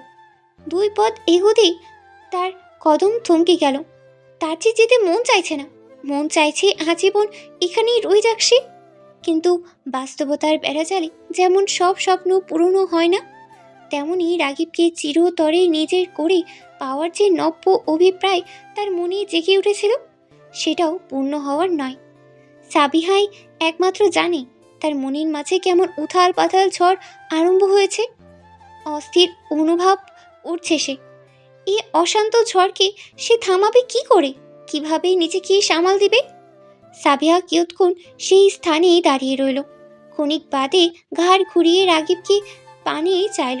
অতঃপর নিজেকে সান্ত্বনা দিতেই রাগিবকে শুনিয়ে শুনিয়ে বলল, আমি বিয়ে করব, সে যতই পিছু টান থাকুক না কেন। সাবিহার এহেন কথায় রাগিব হকচকালো। প্রশ্নত চাহনিতে চেয়ে জিজ্ঞেস করলো, কোন পিছুটানের কথা বলছেন সাবিয়া? সব প্রশ্নের উত্তর দিতে নেই। এই বলে সে কোনো প্রকার কাল বিলম্ব না করে গেস্ট হাউস হতেই বেরিয়ে গেল। রাগিব সাবিহার এই অদ্ভুত আচরণে ভীষণ অবাক হলো। স্বগতোক্তি করে বলল, হঠাৎ সাবিয়া এমন উদ্ভট আচরণ করলো কেন? ও কি কিছু মিন করে গেল? রাগিব ভাবতে লাগলো। সাবিহার আচরণ, চাহনি, বাচনভঙ্গি, তার প্রতিটি পদক্ষেপ কল্পনায় চলমান রেখে কিছু অনুমান করলো। অবশেষে তার অনুমান ও প্রত্যাশা দুয়ে দুয়ে মিলে 4 হলো। ভীষণ খুশিতে প্রজ্বলিত নয়নে হাত মুঠো করে ইয়েস বলে উৎফুল্লতা প্রকাশ করলো রাগিব। সাবিহার উদ্দেশ্যে হাওয়ায় মিলিয়ে বলল, At last, I am successful. If I am not wrong, you are in love, Miss Sabia Tasnim. এই দিনটিরই তো অপেক্ষায় ছিলাম। না ওয়েট অ্যান্ড ওয়াজ শ্বশুর মশাই, আপনার মেয়েকে কিভাবে আপনার নাকের নিচ দিয়ে নিয়ে গিয়ে বিয়ে করি? এই বলে রাগিব বাঁকা হাসল। সে তার পরিকল্পনায় সফল এবং তার অনুমানকৃত সময়ের তুলনায় সে দ্রুতই সফলতা পেয়ে গিয়েছে। পাখির কিচিরমিচির ধ্বনির মাধ্যমে ভ্যানিসের হিম প্রভাতের আরম্ভ হলো। সকলে ব্যস্ত হয়ে পড়ল নিজ নিজ কাজে। সাবিহা গ্রুপ অ্যাসাইনমেন্টের জন্য নির্দিষ্ট সময়ে 2 ঘন্টা পূর্বেই ভার্সিটি চলে গিয়েছে। সালমা বেগম সার্ভেন্টদের বলে সকালের নাস্তা রেডি করাচ্ছেন। আজ তার শরীর খারাপ বলে রান্নাঘরের কাজটা সার্ভেন্ট দিয়েই করিয়ে দিচ্ছেন। অন্যান্য সময় হলে নিজ হাতেই রান্না করে স্বামী সন্তানকে খাওয়াতেন তিনি। ব্যাকইয়ার্ডের লনে মনমরা হয়ে একা একা ফুটবল খেলছে সাবিত। আজ তার স্কুল বন্ধ, পাশে নেই কোনো খেলার সঙ্গী। হঠাৎ ফুটবলে পা চালাতে চালতে তার রাগিবের কথা মনে পড়ল। কোনো প্রকার কাল বিলম্ব না করেই ফুটবল ফেলে সে গেস্ট হাউসের ভিতরে চলে এলো। রাগিব তখন গেস্ট হাউসের ছোট্ট রান্নাঘরে অমলেট বানাতে ব্যস্ত। আর ঘণ্টাখানিকের মাঝে অফিসে ছুটতে হবে তার। এরই মাঝে সাবিতকে রুমে উপস্থিত হতে দেখে রাগিব রান্নাঘর থেকেই হাঁক ছেড়ে বলল, কি ব্যাপার ডুড, হঠাৎ এখানে কেন? রাগিবের কণ্ঠস্বর শোনা মাত্রই সাবিত রান্নাঘরে ছুটে গেল। খানিক হাঁপাতে হাঁপাতে বলল, ব্রেকফাস্ট করেছো রাগিব ভাই? রাগিবের তখন অমলেট বানানো শেষ। সেই অমলেটটা প্লেটে তুলেই কিচেন টাওয়েল দিয়ে হাত মুছতে মুছতে সাবিতের সম্মুখে এসে দাঁড়ালো। বলল, এখনো করিনি, করব। চলো তোমার সাথে আজকে ব্রেকফাস্ট করি। না রাগিব ভাই, আমি এখনই ব্রেকফাস্ট করব না। চলো না আমাদের সাথে একটু ফুটবল খেলো, একা একা খেলতে ভালো লাগছে না। এখন? এখন অফিসে যাও তো দেরি আছে, চলো না একটু খেলি। সাবিতের কাছে রাগিবকে হার মানতে হয়। সে অমলেটটা রেখে সাবিতের সাথে লনে চলে এলো। অতঃপর দুজনে ব্যাকইয়ার্ডের ফুটবল খেলতে লাগলো। তাদের খেলার মাঝে প্রবেশ করলো সামাদ। সাবিতের উদ্দেশ্যে কৃত্রিম দুঃখ প্রকাশ করে বলল, কি ব্যাপার সাবিত, নতুন পার্টনারকে পেয়ে পুরনোকে ভুলে গেলি? গুড গুড, আমার কাছে আর কিছুর আবদার করে দেখিস। সামাদের কথায় রাগিব ঠোঁট টিপে হাসতে লাগলো। এদিকে সাবিত পড়ল বিপাকে। সামাদের এরূপ হুমকিতে সে খানিক ঘাবড়ে গেল। তৎক্ষণাৎ সাবিত রাগিবকে উপেক্ষা করে সামাদের নিকট চলে এসে বলল, এমন কিছুই না সামাদ ভাই, আমি একটু বোর হচ্ছিলাম বলি রাগিব ভাইকে খেলার জন্য ডেকেছি। তুমিও তো আজকাল সময় দাও না, তো কার সাথে খেলবো আমি বলো? এই বলে সে ঠোঁট উল্টে দুঃখ প্রকাশ করলো।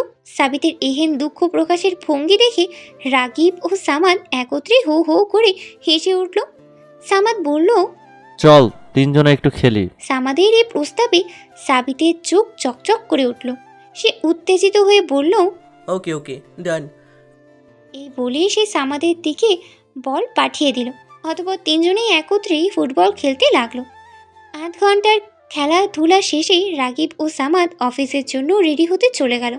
20 মিনিটের মাঝেই তারা রেডি হয়ে ব্যাকইয়ার্ডে উপস্থিত হলো। সামাদ রাগিবকে গাড়িতে ওঠার জন্য অফার করলে রাগিব সে প্রস্তাব আর নাকচ করলো না। অতঃপর দুজন একত্রে অফিসের উদ্দেশ্যে রওনা হলো। প্রতিমধ্যে চলল দুজনের মাঝে ব্যবসা বিষয়ক আলাপ আলোচনা। চলল নিজেদের পরিবার সম্পর্কে টুকটাক জানাশোনা। এতে করে তাদের মাঝে একে অপরকে নিয়ে সহানুভূতি তৈরি হলো।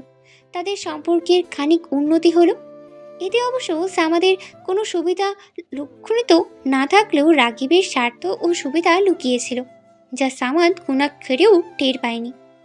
হ্যালো ভিউয়ার্স, আপনাদের কাছে কি মনে হয় রাগিব আসলে কার উপর প্রতিশোধ নিতে এই বাড়িতে এসেছে? আসলে কার মেয়েটি প্রতিশোধ নেবে? আপনাদের মতামত কিন্তু অবশ্যই কমেন্ট করে জানাবেন। দেখা হচ্ছে আগামীকাল খুব ইন্টারেস্টিং একটা পার্টে। ধন্যবাদ সবাইকে। ততক্ষণে আপনারা ভালো থাকবেন, সুস্থ থাকবেন। আল্লাহ হাফেজ।